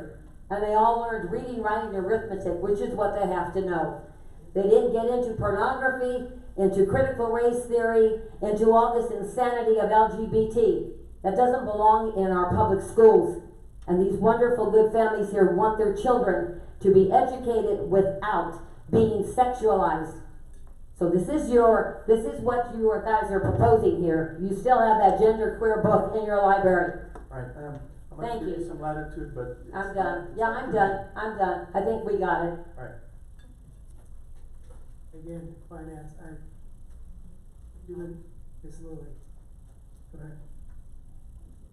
I just need to say something based on the gentleman, Mr. Joyner, and the young, and the man that came up. I was born in Ganadillo. I was born in the house that I live in. My husband and I graduated from Ganadillo. My children have graduated from Ganadillo. My grandchildren have graduated from Ganadillo. I am currently a teacher in a Ganadillo Independent School District campus. And we do need the facilities. And as a teacher, we do not teach everything that you are accusing us of. We teach mathematics, we teach writing, we teach reading. We teach social studies, and this is exactly what I am talking about. People that come up here and talk don't know the facts. There is a curriculum, ma'am, that teachers have to abide by, that has been created by the state of Texas. In that, there is social and emotional learning due to COVID. There is no segregation that we are talking about or teaching.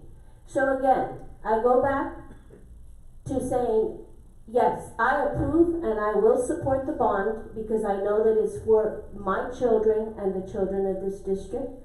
I applaud again the district, the board, the finance, all the departments here who are working to prove that we are doing what we are supposed to because we are the best small district.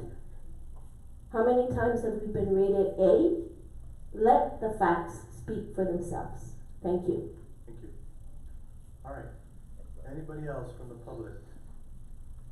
All right, I think that covers this agenda item. Thank you to administration. Again, guys, you guys, great job on your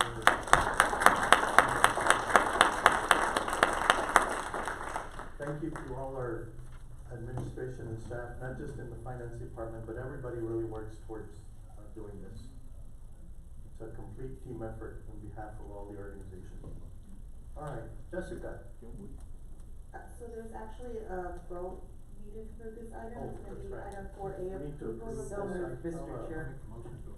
All right, Mr. Payan made the motion. Want to hear a second? Second. All right, we have a motion and a second, on this agenda item. Any further discussion or comments from the board? Hearing none, Jessica, please pull the board. Mr. Coronado? Yes. Mr. Hernandez? Yes. Ms. Mendoza? Yes. Mr. Payan? Yes. And Ms. Rose? Yes. Motion passes. Next agenda item. Next agenda item is gonna be item number 5A, discussion regarding gifted and talented program evaluation. Ms. Parker? All right, good evening. Hi. Good evening, board, Dr. Galaviz, Mr. Coronado. Thank you all for allowing me to speak to you tonight. One of my duties is to look after a very special population that we have in Canutillo. This is our gifted and talented population. We test students ourselves to determine which students need these services. So this is a report of what went on last year in our program, plus some of our goals for this year.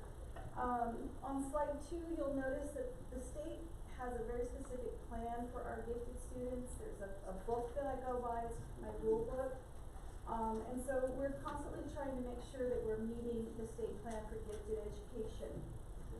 If I can draw your attention to slide 4, if we jump to 4.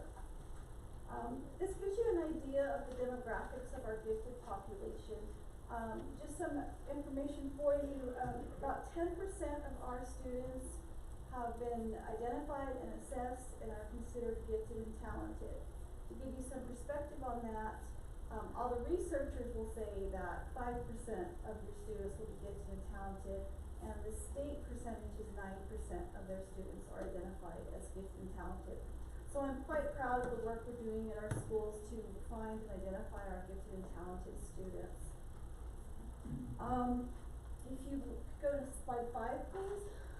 We're working really hard to develop specific testing windows so that we can find all of our students. So we've done some testing last year. I bring this to your attention mostly because during COVID, very little testing took place. Parents weren't willing to bring their students in to do the testing, so we took a little dive in students that we could test. I do think we have caught up to that and are continuing to move forward in finding more students who belong in this program. Our district, we do offer gifted and talented professional development for our teachers. That's something that I do myself and give the teachers that training. If we could jump to slide 7, please. On slide 7, this gives you an indication of some of the changes that we've gone through. We not only had the COVID situation, we've had staffing changes. All of that is working out now. I'm glad to say that all of our students in our elementary schools have equal time with a gifted specialist who does a pull-out program with them to encourage them to do project-based learning activities. It's really a fun classroom to see. When we are assessing our kids, we look at several factors. The first one is a non-verbal assessment. So the primary assessment, or the first assessment that we use, you don't have to read, you don't have to speak English. It's all based on symbols and it's analyzing how they think. And then we go on to use other achievement data as well as some qualitative data from parents and teachers. In middle school, we do have some new things going on at Kenny Teal Middle School. We have mentoring mind sections, which are made up of gifted students, and they're doing special projects with those students in that class. Gifted students need time to be with other gifted students. They have unique social and emotional needs. So part of what the state asks us to do is to find opportunities for gifted students to not only work with peers of other gifted and talented peers, but other students who are not gifted and talented. That's part of our directive from the state. And in our high school gifted programs, gifted students participate in all our advanced programs, dual credit, pre-AP, AP, and I've been talking to the assistant principal there about perhaps starting an advisory gifted class for next year. STAR data, our gifted students are always towards the top of their class. However, when we look at data and tear it apart, every now and then we have a few gifted students who are struggling. So that data has been given to our GT specialists and our middle school and high school teachers. They're aware of that data so that we can work with those students and try and intervene and bring them up to expectations. So the next few slides are all the different scores for our gifted population only. These are only the gifted students. And then if we could jump to slide 15, these are the students who have taken the AP test. So last year we had 151 AP tests taken, that's your advanced placement test taken by gifted students, and 65 of those tests received a 3 or better. So those students got some additional college credit moving forward. We have goals of continuing to try to improve the program. We want to continue our PBL, our project-based learning activities. We're trying to update the gifted and talented programs, classrooms with more flexible seating. we've done a great job, we've got new furniture at Garcia and, which one? CES, thank you. Sorry about that. And that furniture is just the kind of flexible seating where students can stand, they can sit, they can sit on the floor, they can rock their feet, they can bounce a little. And these are all some of the specific social emotional needs that gifted and talented, kids face. We're working really hard to get more information to our parents about the program. We're gonna host some meetings in spring at each elementary campus to help parents understand, be more aware of what's out there, especially at some of our campuses that have a slightly lower gifted population. We're trying to get more parents involved. And then continuing with the program through secondary, just always looking for opportunities for our gifted and talented students to excel. So I went through that really fast, but I wanted to know if you have any specific questions about the program, where we're going, goals. Or, Ms. Searles? Dr. Galvez, I'd like to ask you this. I've been here a long time. My kids all went to school here. All three were GT students. This is what we used to have back in the day, was a pull-out program.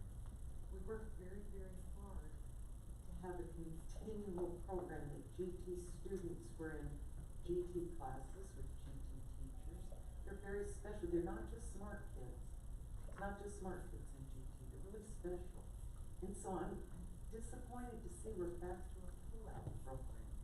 And you don't have to answer me now, but in a Thursday packet, could you please bring us up to speed how we went backwards? We'll show her research on that, because my kids were GT. Yeah. So, really only 1% of the population are GT. Yeah. According to the research, but If you could please, how did we get to go backwards to a pull-out program when we had worked so hard and the children do very well when they stay, they move together, they stay together, they work continuously in PDL. I'm so disappointed to see that we've gone back to a pull-out program. So if you could, in a Thursday packet, please come with that so I can understand. Thank you very much for your report. Thank you, Mr. Chair. Thank you, Ms. Searles. Anybody else? How about our student advisors? Any comment on our gifted and talented presentation? All right. Okay, thank you. That takes us to Item 5D, LSGCCR Student Outcome Grade Progress. all right.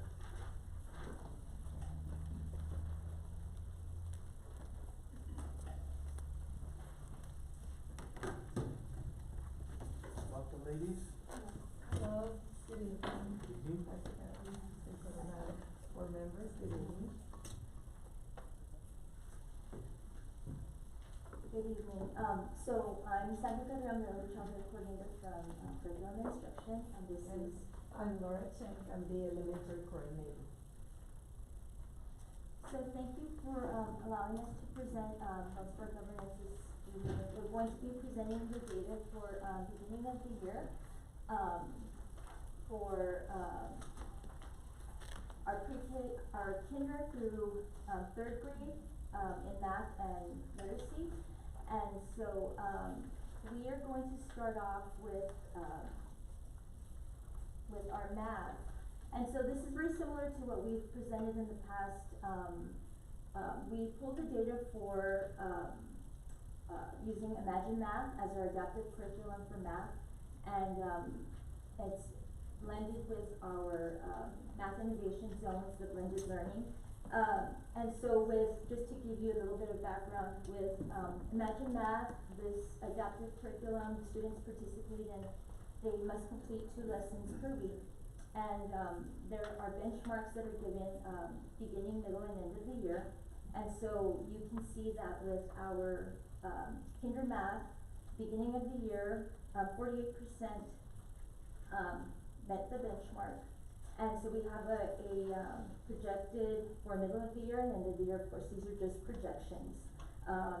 Just looking, we did go back and look at data from last year.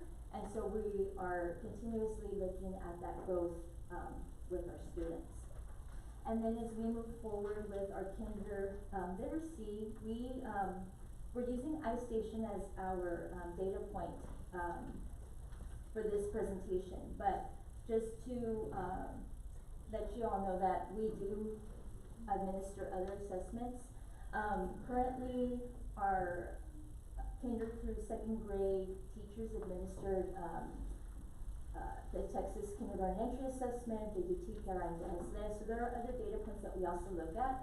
But for, purposes of this presentation, we, utilize the the iStation data. And so we're looking at, for September, this is the data from the beginning of the year, so we are, administered an assessment once a month. It's computer-based, and, beginning of the year data showed that 22% were on tier 1. So tier 1 is, they're all on, that's our whole group, that everybody is, that we're able to,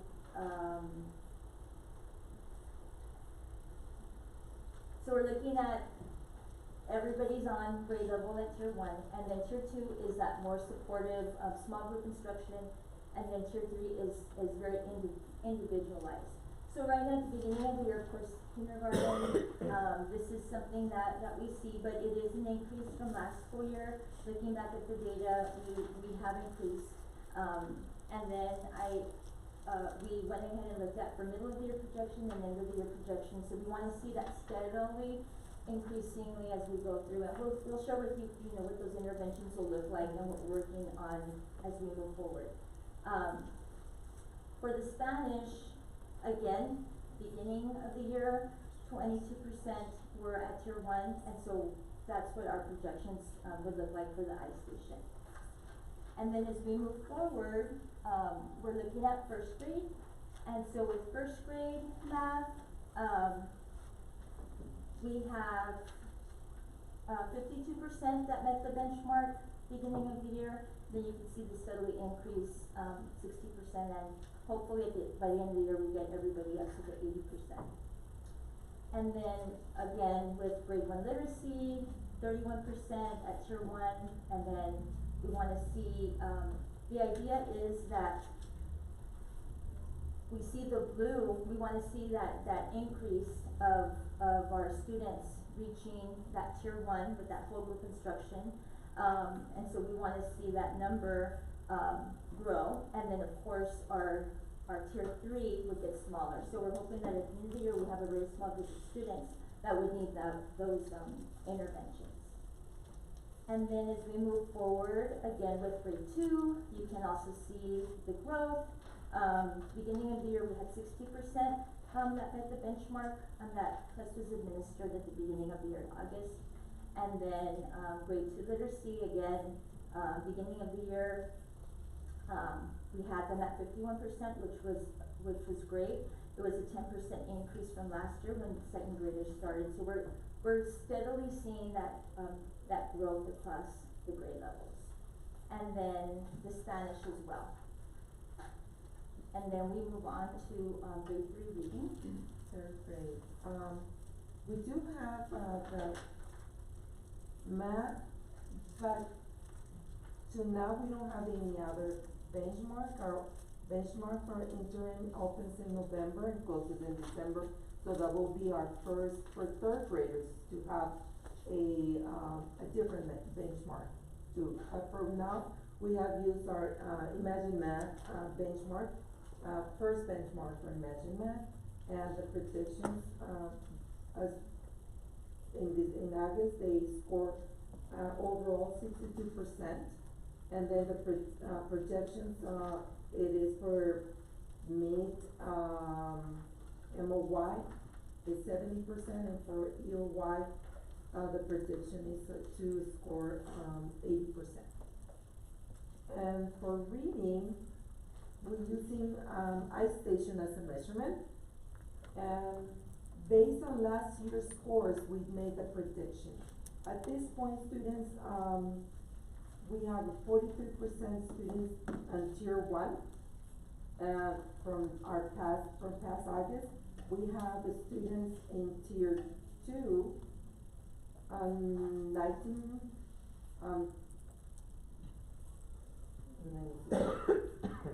And 19% in tier 3 is 38. As we just started, assessing students.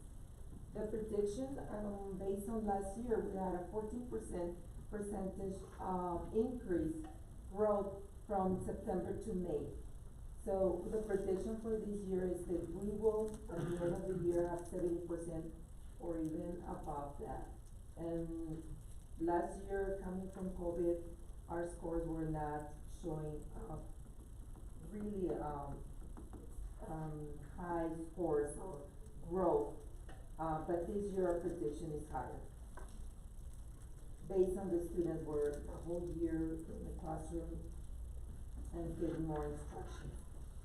For tier 2, we have a prediction of 50%, and for tier, 25% for tier 3. Of course, we want to increase tier 3, so we have the 10%. Same for reading and same for math in Latin and Spanish. Okay, so let's move to the reading interventions.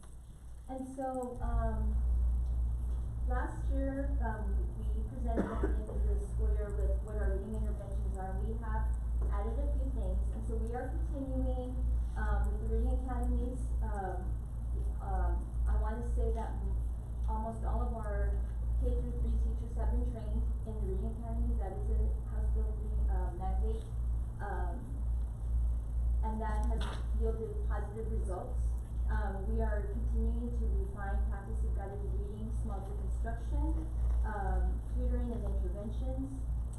We do provide those iStation monthly assessments, the ISIP instruction and small group instruction. In addition, last year we purchased the Wilson Foundation's K through 2 phonics program, and that's also a mandate from the state that we have to have that explicit instruction in phonics. We do have it for K through 2. One of the things that we just added to that was additional PD sessions for teachers, and in fact our teachers started this week. So they are getting very intensive training on particular topics that target assessment, alphabetic principles, different areas of phonological awareness. Kinder had theirs yesterday, first grade today, second grade tomorrow, and those are already planned out for the remaining of the school year. So we have a literacy specialist that is working with all of our K through 2 teachers on those areas. We are also implementing learning dynamics program for pre-K through first grade students, which is decodable books, and that is from TEA. It's one of our T-class decisions, and so that will also add to our small group instruction. And then we're also working with our parent liaisons at the campuses in providing early literacy make-it-take sessions that are going to be offered to parents. Focused on bridging that home-to-school connection, because we know that parents are the first teachers, and we want to make sure that we are empowering them to also support the children at home. So whatever is being taught at school, within the small group instruction, decodable books, and all of those wonderful strategies, that it is carried on at home as well. So, and we know that our parents are always willing to learn and do that. Something that wasn't added on the slide was that we are also implementing learning environments at all of the 6 campuses that are going to focus on social emotional, because we know that that's huge across, pre-K through 12, but that will also focus on literacy, math, and all of these critical thinking skills. And so we're excited to also do that.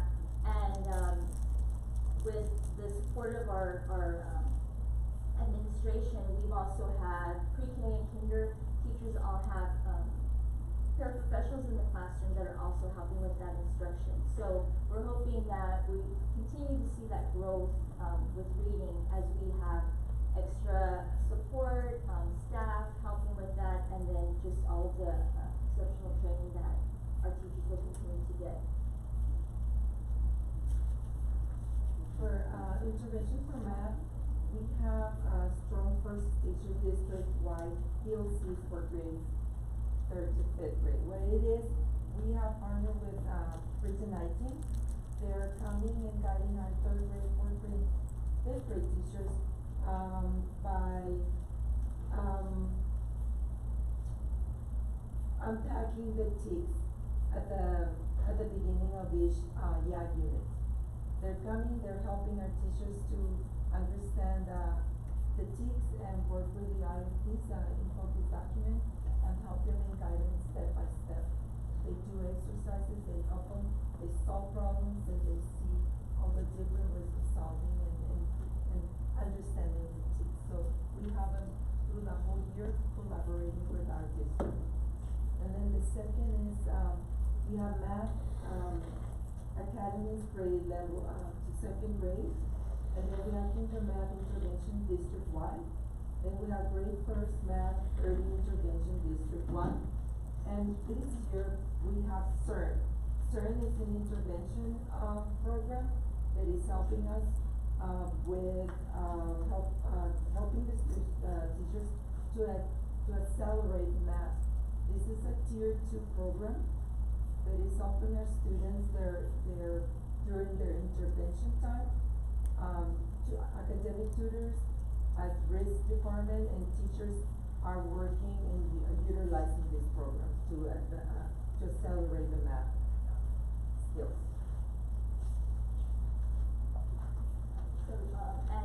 So thank you for your time. Are there any questions? Thank you for your time. I just want to stress that, I'm not really a question, but just a comment that, particularly in the reading area, sorry, my microphone was on. Particularly in the reading area, I can't stress how my opinion, how important the small group instruction and the tutoring is. I know I went through that, but I went through that because of not any design, but because of one teacher who took the time.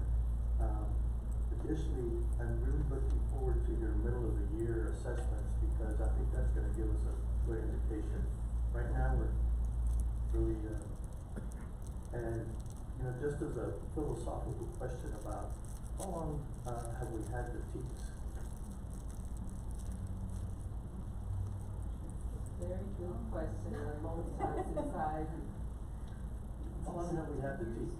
Well, and, we Anybody? have them, and you know, they just updated, so one of the things that we do share with our teachers, and particularly that I like from, TEA always continues to enhance the, you know, the way that we interact with the TEKS, and there's a vertical alignment document in pre-K through second grade that we share with the teachers that will allow them to see, you know, where the students are coming in, and the TEKS are always being, there's always enhancements, and, like the English language arts TEKS were just rewritten, and so now, you know, the training that goes embedded with all of that, but even with TEKS resource system, the curriculum that we adopt, it really provides autonomy for the teachers to choose how they want to address the TEKS and how they want to teach them, but, I mean, they've been July around. 1997.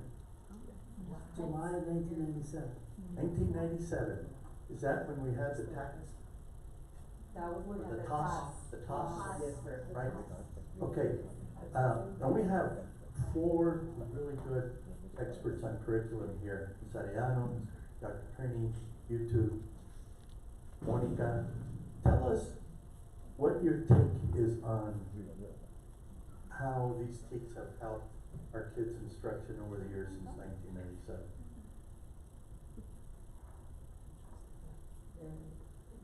Very good question, challenging question. I No, think it's- the purpose of our TEKS is to make sure, and that's what they have been revising the TEKS and in every certain time we have a revision, because they keep us as an educator focused on what students need to learn and what really need in life to be successful. Right. That's the tools that we need to provide. And just so that the public knows, who's on this, that writes these? Who do they put on there? Teachers. Teachers and who else? I think they're also, parents and it's a committee, it's a committee who. And then who ends up promulgating? Who gives us a stamp of approval? Dr. Turner? I was just saying the legislators, ultimately. Do they revise these? They just say, hey, I mean, it's a whole process with the commissioner and with, legislators, and they bring in voices from across, you know. would it be fair to say that they have a lot to do after that? Commissioner and those people? You feel like you're being cross-examined. Yeah. A little. Well, They're responsible of making Well, sure that they're let me tell you what, because I think the public needs to know that, you know, everybody talks about the teaks, but nobody tells you how these are developed, how often they get, you know, revised. Do we have any indication or any data on how good these are? Has there ever been a test of the test? Hmm? Do we have any of data, peer group reviews, anything like that? And in the meantime, what place is the state of Texas still nationwide since 1997? Anybody guess? 36 in education. Hmm? The 36 nationwide in public school education. We jumped very high, haven't we? 36. What does that tell us? Anybody? We're better Anybody? than New Mexico. Excuse me? Yes. I can't hear you, I'm sorry. Maybe the public can hear you a little bit louder. No, I said that we still have a lot of work to do. A giant lot of work to do, don't we? I think, you know, I wanna challenge you all of you that are here, our administration. You know, I know we need to have accountability for what the state wants us to do. I could get rid of the STAR test tomorrow, I would do it in a second, I'd do it tonight. Because, you know, let me tell you, when we start focusing on these issues and instead of giving our kids real life credentials, real life application, that's the goal of the state. Anybody tell me what the goal of the state is for higher education? Anybody? No? Dr. G? 60 by 30, anybody remember that number? Yeah, what does that mean? 60% are college ready by 2030. Exactly. If the state has that goal for our graduating students, that they want 60% of the kids aged from, 24 to 30 something, to have, by the year 2030, to have some kind of degree, some kind of credential, some kind of workforce training, is that in line with public school and these TEKS? Is it? What are these 36 or 35 other states doing better than we are? What are the top 10 doing better than we are?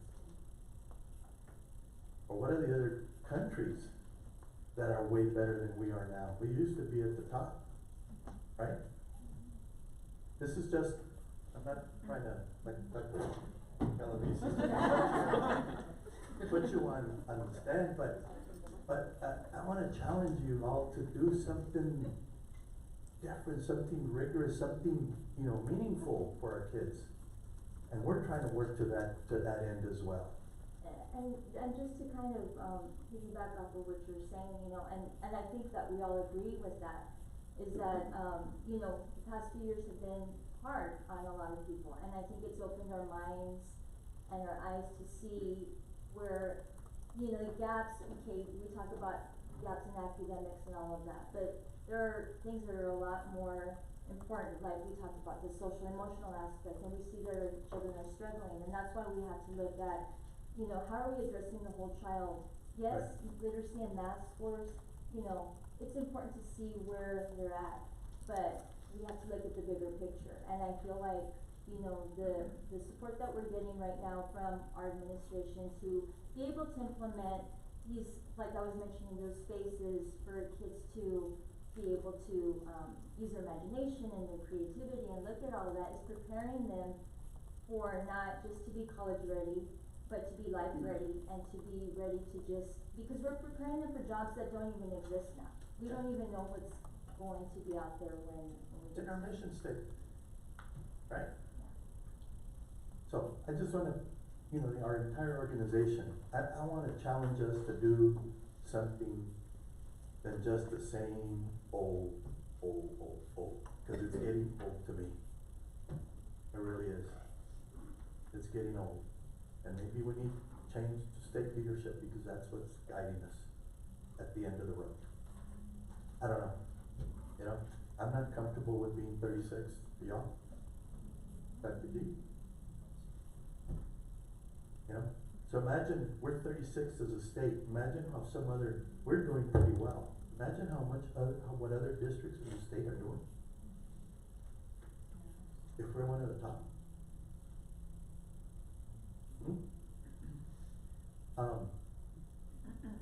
One question, and this is just a philosophical about how and what we want to teach and what we want our students to learn.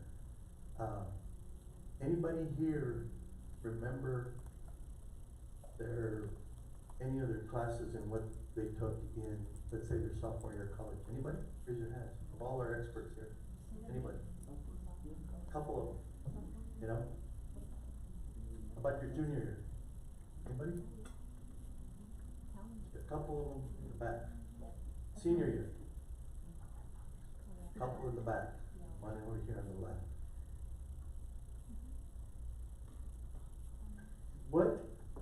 And this is just a question, what is it that you remember and has helped you in your profession as educators that you found to be the most important to you?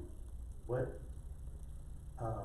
skill can you tell the board?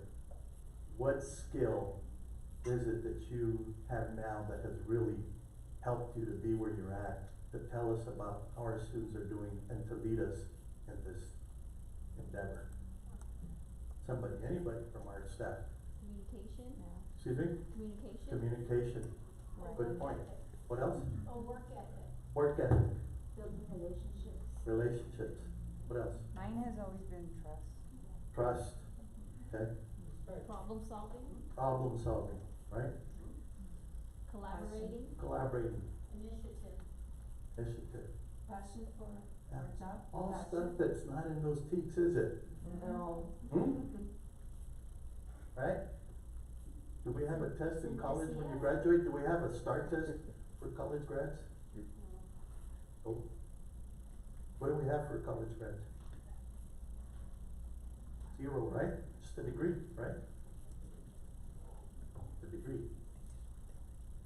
Maybe there's something in that we need to, right? Maybe the state's right, but they're not really getting it, are they? Not when it comes to public ed.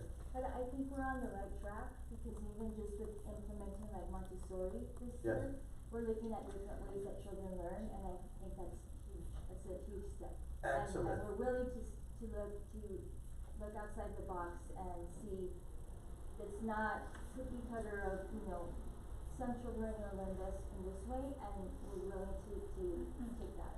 Excellent. I give you all an A, I give administration an A, because finally we come up with something different that we're trying to get our children to learn than just the same old approach that is handed down to us because it's just the way it is, right? I have everything that y'all mentioned here. You didn't mention, we need this, whatever, but it's communication. And what did we do as a state? Got rid of it as a requirement, right? Dr. Reyes? When did we get rid of? As a requirement? As a requirement, professional communication.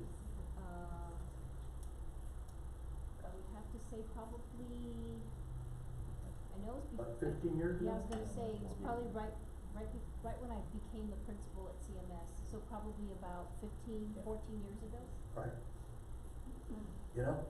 Stuff that you as expert mentioned was one of the important things, not just communication, but, professional communication. And we're not focusing on it. Yes, the reading, the analytics, the writing, very essential. And if I may say, I think that our academic division does a great job in trying to think outside the box in the strategies of the how to teach the content. Because, I mean, the professional development and the ideas that academic division does is, let's talk about fractions, but we're gonna do it in different ways so that they are collaborating, they Yes. are communicating, they are having to use their problem solving skills. Application, that's what the rest of the world is doing, isn't it? Hmm? Anyways, just a thought to guide us about what we need to do and how we need to work as an organization and maybe convince region-wide, statewide, countrywide, that we need some kind of a dynamic shift in what we are doing because we're falling behind. Mr. Bayan. I heard all the comments about what you learned and your junior games. In our everyday life, we hear so many things going on, and it just demonstrates a complete lack of ethics on some of the comments that are made out in public media. And I think if we all really focus more on reviewed and just go back to, hey, basic ethics, being honest, being truthful, being whatever it is, that we have to do, I think we'd be much better off. And I think we need to push that with our students too. Thank you. Thank you, Mr. Bayan. Anyway, take this as a, expand your mind about, let's not let, this doctrine of what the state is telling us to do be the ultimate of what we want our kids to do, because it's not.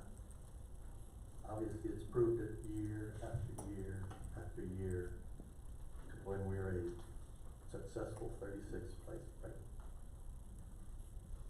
Anyways, just challenging our organization to expand, think out of the box. Montessori program is really right down that road. It teaches kids about not just other things in terms of their learning, but it teaches them to look at the whole, right? In psychological terms, to solve the problem or the view. Maybe kids are lacking that now. I don't know. Anybody else? Somebody who's still in higher ed right now on the board? The only people, when I ask that question, the only people that seem to give an answer that they remember are the people in those technical professions, right? Anyways, food for thought about, what we need to do as an organization. Let's think outside the box. I commend you guys for our Montessori program. We're doing good. I really wanna see those middle of the year assessments, see how we do. All right, anybody else comment? Sorry I took up, time on this, but I thought that it's something that, as an organization, we need to have a little more, foresight, rather, than the state. All right, anybody else? Okay, thank you. Next agenda item, Jessica. Item 6A, discussion of Representative Joe Moody regarding school finance, safety and security, and the 88th legislative session priority. I invited Representative Moody to talk to us about this in conjunction with not just our safety and security, but, there's a big surplus in the, state. We have probably about a $27 to $30 billion surplus. And I wanted him to talk about what, the legislative contingency, and he will come back at another time. He had something else that came up and has to be out of town. But we will invite him, to come join us again before, he promised us he will be here before the session, starts, to give us an indication of what they will be working to try and get, for schools and for security. And one of the things that I want us, and I'm sure the rest of some of the other educational organizations are doing this, is that when this legislature meets, we need to make sure that we get them tied. When they fund our schools, and we have to tie them, they do it every biennium, right, every 2 years, and it seems like they only increase the amount that we get every 4 years, you know? So there's a lapse from the time they fund us, 4 years or whatever years later, that the legislature decides, oh, it's time for an increase, but during that meantime, inflation doesn't stay still, you know? So we want at least some kind of a yearly increase, even if those legislators aren't meeting, because, you know, we know there's gonna be increases. And so I want, Mr. Moody and to come talk to us about that, and, security, what they're doing about getting the schools more money for security to us, and hopefully he'll be back at the next, board meeting that we have. Or we, you know, if you can do it before, we'll schedule a special board meeting for him. I think that's really important, because all these measures that, get filed, if you don't file these by the time, you know, right after when the legislature opens, your chance of that bill getting forward is zero. So, anyways, so we will postpone this item. Jessica? Item 6C, discussion of possible action regarding approval of a letter of support for Canapio ISD, continue the selection process of semifinalists in a 5-year Holdsworth Center partnership for district and campus level leaders. Alright. Good evening, Board President Coronado, trustees, and Dr. Galaviz. We have an opportunity to partner with Holdsworth, which provides excellent professional development for district and campus leaders. We applied and we've become semifinalists in the process. Dr. Galaviz interviewed with Holdsworth. And so this process requires a letter of approval from you all to proceed with the application, and so that's what we are approaching you all with tonight. This is a 5-year program. There is a cost that I did indicate in the letter, an estimate of about $300,000 over a 5-year period. We are encouraged to utilize grants and partnerships such as CREED to help to pay for that. But we do believe that it is next level professional development that we believe will help strengthen what we are already doing here in Canapio ISD in terms of leading our principals toward the great things that they are doing already. So we feel that this will be excellent professional development for us. They provide executive coaching and variety of strategies that we can utilize to improve what we're already doing. So just asking for your support in proceeding with the process of the application. Mr. Chair, I move to approve. Thank you, Second. Cheryl. We have a motion and a second. Any questions or comments from the board? Ernie, this is one of those things that I thought about, that I mentioned. This is one of those things that is really worthwhile. This is some of those out of the box, and very worthwhile things to do. So I'm all for it. Hope we Anybody get else? it. Jessica, please pull the board. Mr. Coronado? Yes. Mr. Douglas? Yes. Ms. Mendoza? Yes. Mr. Payan? Yes. And Ms. Rose? Yes. Motion passes. Thank you. Alright. Thank you. I will sign this, sure there's one that I need to sign, is that all right? I have it. Huh? I have it. You have it? Okay. Alright. Next agenda item. Next item is gonna be item 6D, overview of CISD Text Ed Con 2022 conference, September 21st through the 25th, 2022 in San Antonio, Texas. Alright.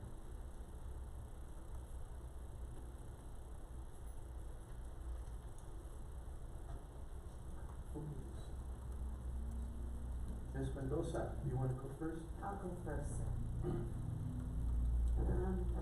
This year I went to this conference early because they had a pre-conference seminar that I wanted to take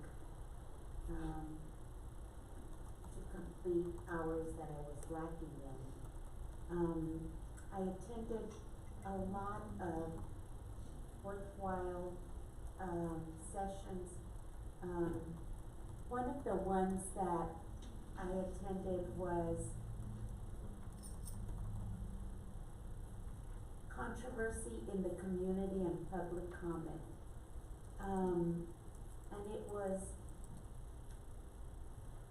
kind of heartwarming or maybe not heartwarming, but to see that we're not the only ones in this boat, that, you know, all school districts, you know, are facing the same trials and tribulations that we are. Maybe, some of them a little worse than others, but, and it all had to do, they focused a lot with an attorney and the first 30-minute open forum. The public's right to give comment on agenda items or additionally any topic they wanted to address us on, any situation.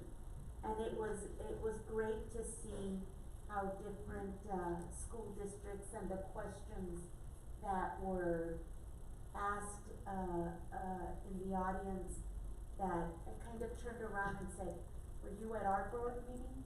It was just wonderful to learn that, you know, sometimes I feel like we're out here in an island and we're not. And I think that was the one that I thought. There was another one that I wanted to touch on, and it was with the Arlington ISD trustees, and it dealt with, their PIO, and they wanted to reach, their community, the board did. The superintendent sends out a letter or through social media, an update on, but they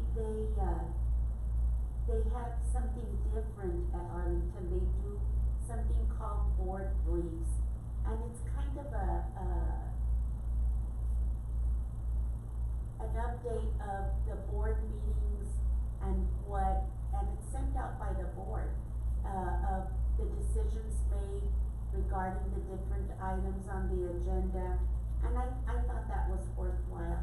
They also did, a trustee talks, and I know that this board was attempting to do, something similar, but it was good to see that they rotated, the board members to the different, communities in Arlington ISD and had, a lot of success in those endeavors. Anyway, that's my report, sir. Alright, thank you. Who else is next? Mr. Rodriguez, who attended, is not here, and Ms. Trout is, not here. Well, let me tell you what, I'd like to focus on, as part of the, classes that I attended at the TASB is what is happening, going to happen with funding for, I attended the a lot of safety and security, sessions, and the funding for them, the Equity Center presentation was really eye-opening, and I'll say some of the issues with respect to the funding for our school districts is some of what I mentioned to you that I talked to Mr. Moody about, a representative, about what they plan to do to help us with these endeavors, not just with our M&O funding, but we need to, what I got out of it is that we need to get the legislature, when they fund us at the biennium on our M&O, on our maintenance and operations, is to tie it to the consumer price index so that every year it goes up an amount rather than waiting for the next biennium or for the second biennium before we see any increase. Because that's always puts us, behind the gun every 2 years or every 4 years, and history has it, the legislature really hasn't done it at least for 4 years, away before they increase it. And some of the proposals in terms of the security, the state gave us $9.71 per student. Okay, after Uvalde, they said, here you go, see what you can do with $9.71 to help the security of your district. For us, Dr. G, tell us how much is that? The $9.71 per student. $56,000, okay? Here you go from the state. This is what we want you to use for your security after Uvalde and what we, you know. That doesn't even cover one security personnel, okay? So, some of these sessions dealt with how should we get the legislature to do this for us? Well, one of the things is, why don't we get them to do at least a fund of one per campus? And beyond that, why don't we get them to fund one per campus of a certain size? If we have bigger campuses, then we can get two of them, right? Sounds very logical and reasonable, right? For our legislature. We'll see. But that's one of the things that I think we need to talk, and as a board, as a region, we need to make sure, and with both Texas Association of School Boards, and Texas Association of School Administrators, that we make sure that we push that as our legislative agenda, to at minimum get us that. The other issues that I went to on the funding for schools for M&O is, you know, we used to get facilities, you talk about that we're going out for a bond. It's just to give you guys some idea of what we're dealing with is, we used to be able to get money from the state to help us with facilities, right? The IFA, yes, but remember that? Well, it's down to about 3% of what they will come. They don't have much money at all. So we wanted to use some of that money that's gonna be that surplus to maybe increase the instructional facilities allotment. And if we're gonna get that, and if it's gonna, and I'm sure that they're gonna do some of it for it.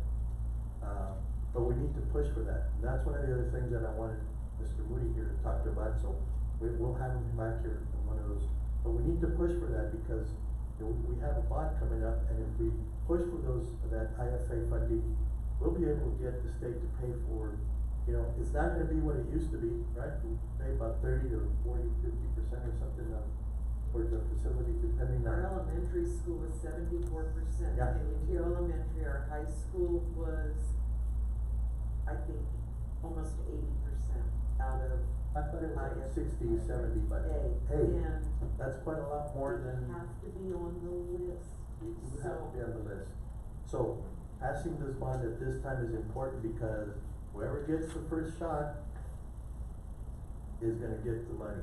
Those that don't, so if we don't pass this bond, we may not see that money, next time around.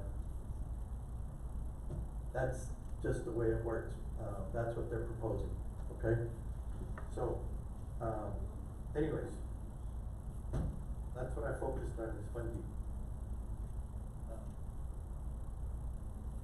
And we will put this item on the agenda and let Ms. Trout and Mr. Rodriguez talk, next time around for this.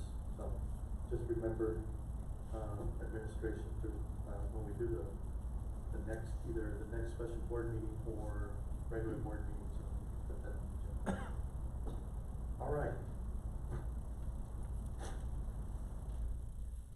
And I see our council are telling me to move on. I'll move on, even though I don't want to. All right, Jessica, next agenda item.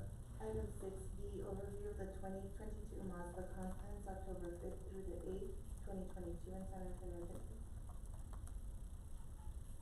All right, and all the people that went, it's just me here. You know, we both, some of the things at the Mazda Conference that we, you know, I got there late because I had stuff to attend to, hearings here that I couldn't be one time. But, part of the same things that we deal with, at the conference, we deal with at the Texas Association of School Board level. One of the great things that we found, in the sessions that we, you know, is the percentage, in the workforce of our Hispanic students statewide. You know, our students are now, I went to one of these demographic, sessions. Our students now are, you know, the Hispanic students in Texas are the majority. Anybody in our staff tell me when that happened? Not that long ago, okay? And the projections for what you people used to think that we're in the middle class used to be that they only needed high school education or maybe even a community college education. Now, in order to do that, you have to have more advanced education. And what they've told us is that that's really not happening for the majority of our Hispanic students in our state. And they're falling behind. So the future of Texas and our workforce depends on these students because they're the majority now. And we're not paying attention to it. At least as a state, we're not.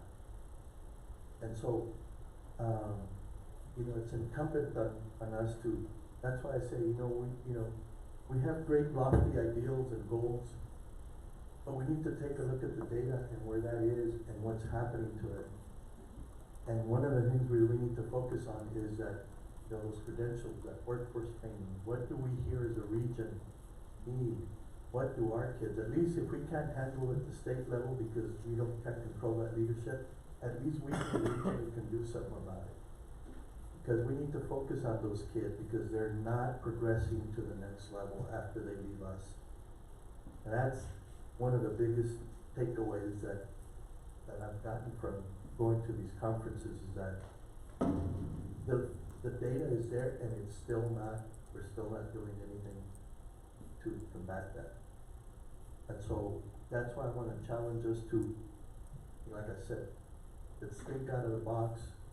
How can we get our students to leave here with credentials, with workforce training, and get them on to go to higher education, you know?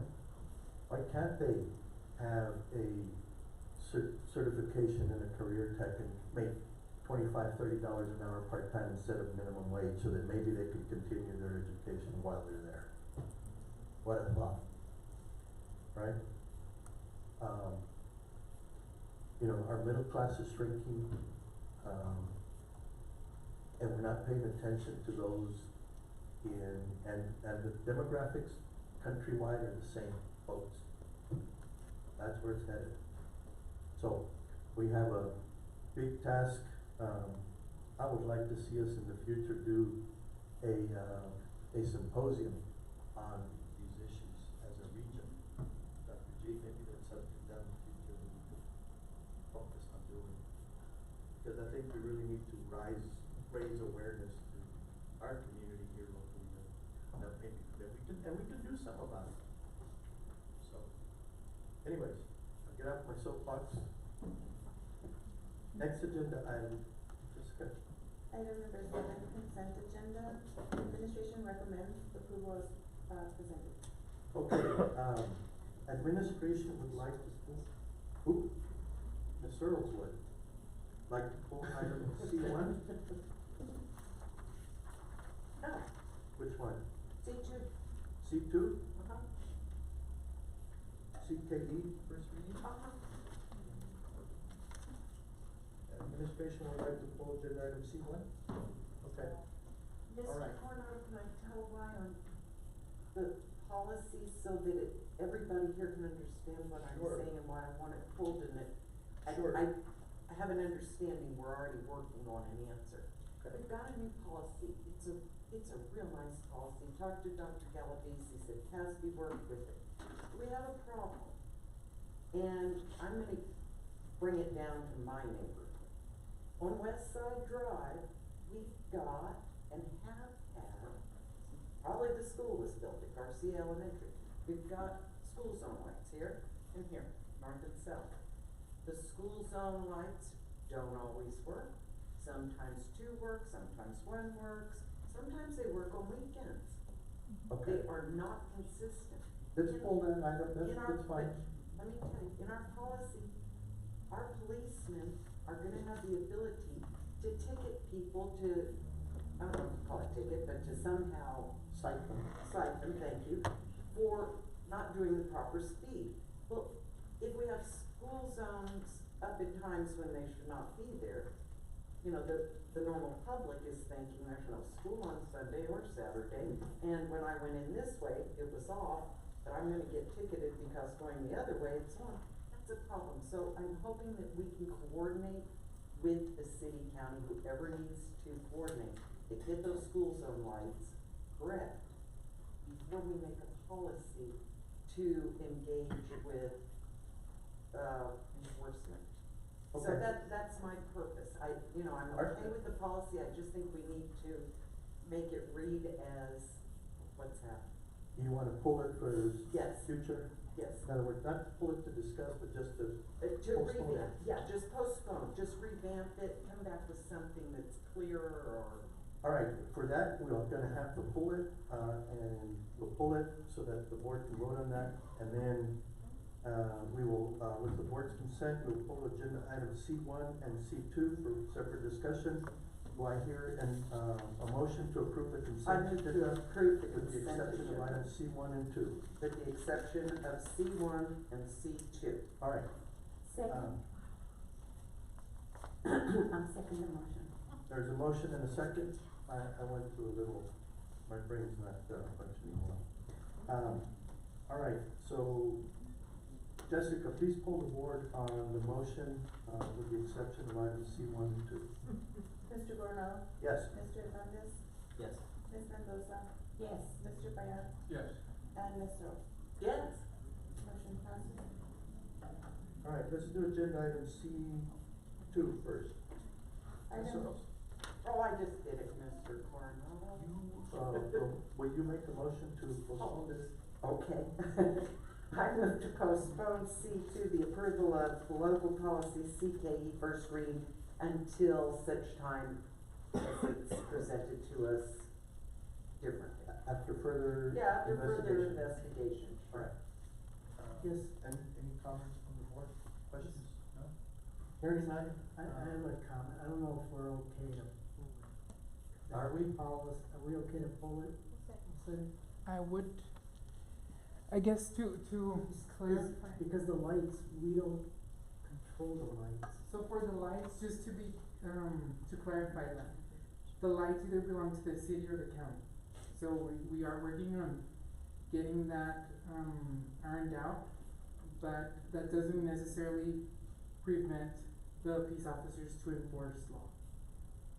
So whether there's a light flashing or not, They I can think the still question, enforce it.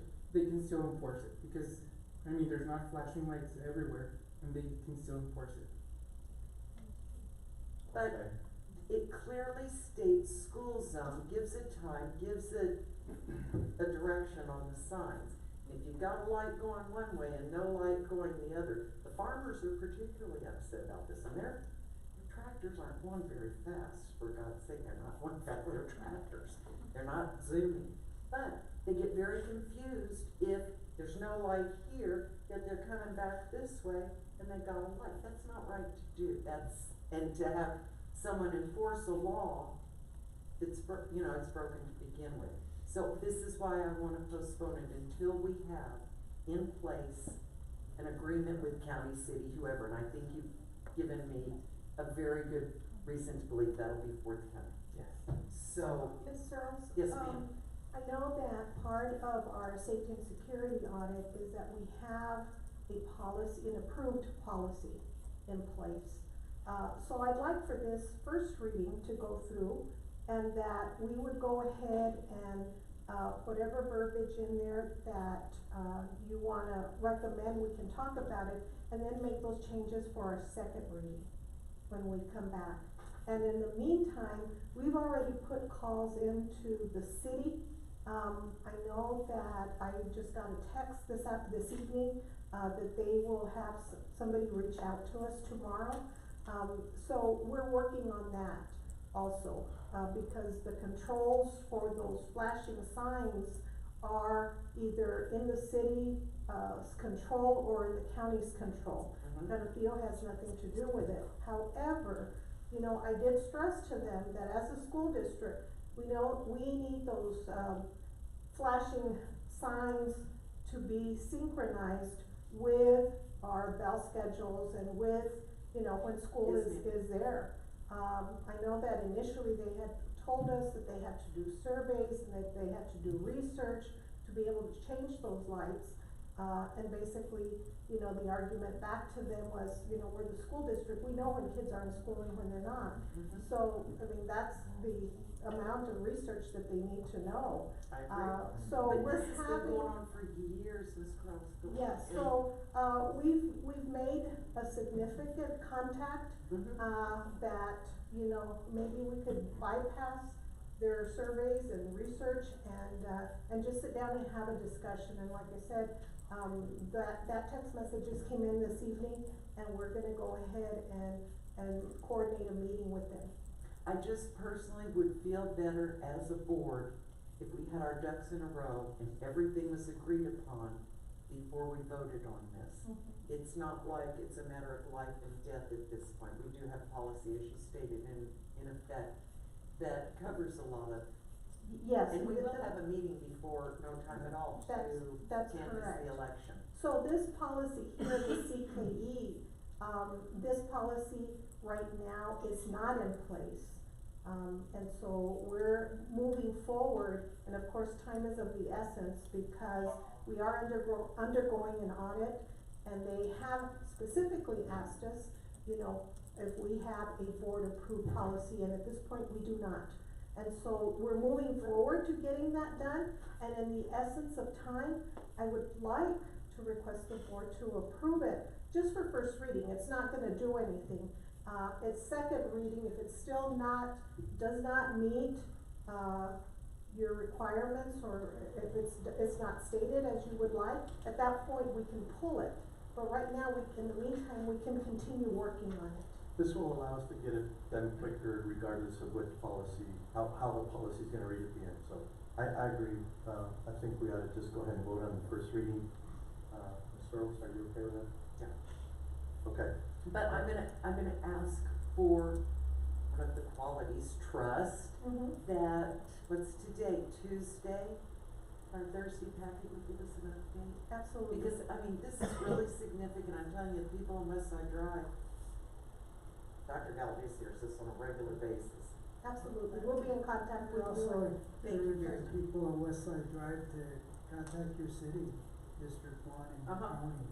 I mean, again, we not control those lights, and Yeah. if the lights are on or whatever, and two, West Side farmers, you can call the city, just like we can call the city, and District One representative, so. But I feel that due to the fact it says school zone, not city zone, county zone, or any other zone, it's school zone, that means us, school. They think, the general public, I thought so too, I bet every person in this room thinks so, that those signs belong to us, are controlled by us, in fact, you even thought they were. You thought there was a little button in the principal's office, so did I. But they're not. And so people are calling us thinking we're school. So, yes, I'll be okay with doing that, but I'm gonna go on, and I do trust you, Ms. Cross. No, you're absolutely correct, and I Thank think you. there's that misunderstanding. So I move to approve them. All right, wait, before we do that, we have a motion before the board. Will you withdraw your motion? Yes, sir. Your second? Yes. Okay. That does away with that motion, so now, Ms. Searles, I'll entertain a Yes, motion. I will move to approve the first reading of local policy CKB. All right, do I hear a second? I'll second. All right, motion and a second of this agenda items. Jessica, please pull the board. Mr. Coronado? Yes. Mr. Hernandez? Yes. Mr. Mendoza? Yes. Mr. Payan? Yes. And Ms. Earl? Yes. Motion passes. All right. Thank you, board. Next agenda item, C1. one is approval of board resolution regarding election day on November 8th, 2022 for the 2022-2023 school year. Ms. Carrasco? Yes, board, you have before you, the resolution, regarding the district closure on election day, Tuesday, November 8th. I have provided that information for you, as administration, and in speaking to, Dr. Galaviz, we feel that, this, resolution will address and encourage district employees and age-eligible students to participate in or engage in civic engagement on November 8th. Comments from the board? No? I really think this is something we really need to do. I mean, I don't know what back in the history was that we have to do these elections on a Tuesday either too. I mean, can anybody tell me a good reason to have them on a Tuesday? And everybody's working? I don't hear anybody, right? And so the other thing is, if we want participation from the public, and I would just get, 80, 90, 100% participation. It's sad that we as a community, Paso, vote less than a smaller county like Corpus area. They have more votes than we.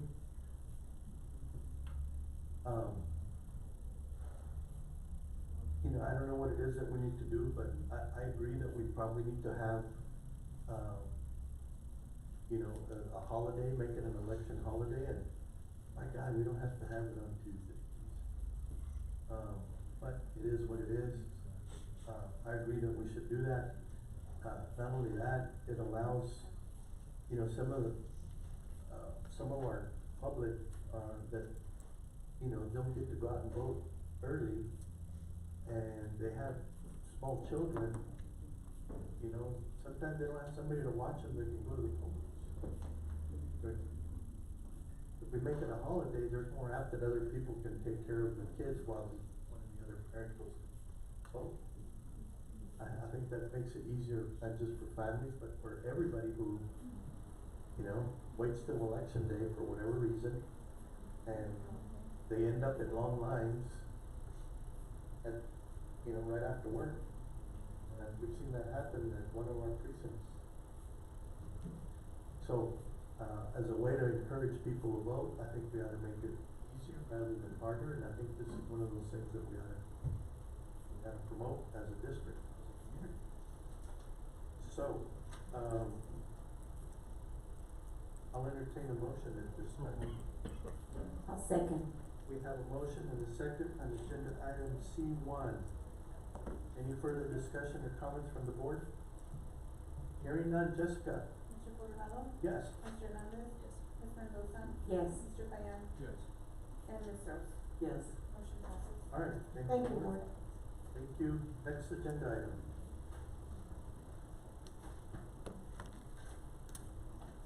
Next agenda item is gonna be item 8, executive session to consult with attorney in the sections 551.071, 551.074, and 551.076 in the government code. Item 8A, discussion and recommendation from administration regarding the resignation of Canasteo High School teacher N. Gonzalez during contract term pursuant to Texas Government Code sections 551.071 and 551.074. And item 8B, discussion of district-wide intruder detection audit report findings pursuant to Texas Government Code section 551.076. Time is 8:34 p.m. All right, thank you, Jessica. The board will be retiring to executive session, and we will be hopefully short.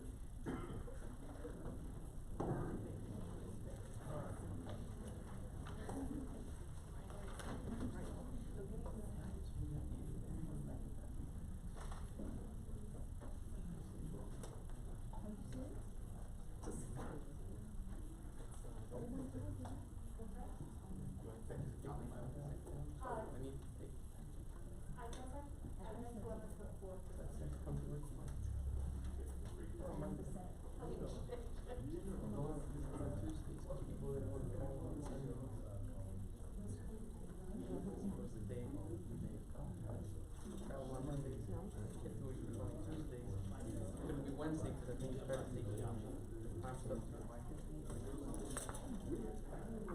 remember this when I put it there to make sure like it made sense for you in the 1800s.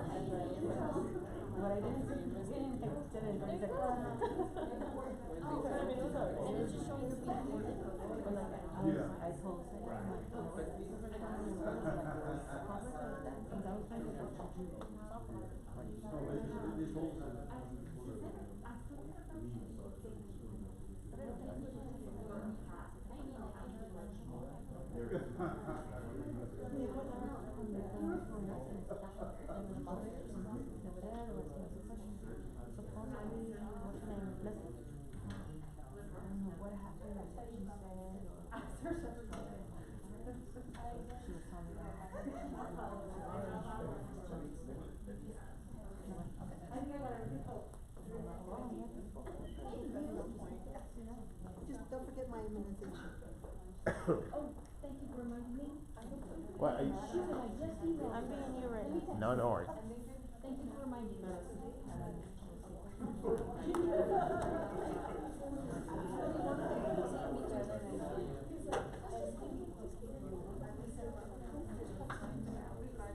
Regardless of what you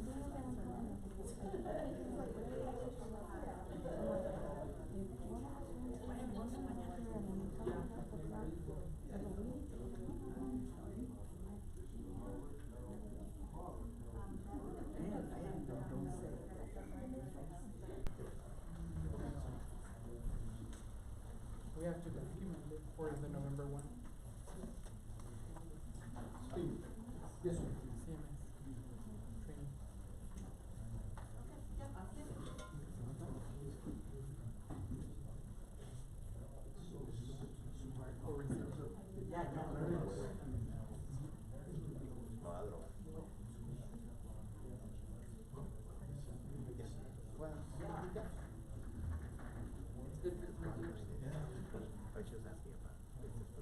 Okay.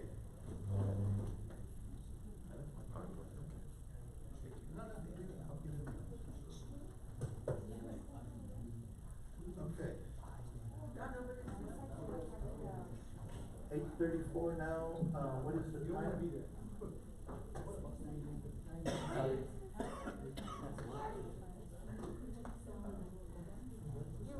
Oh, this is what I need to say now? That'll be a good thing, I missed it.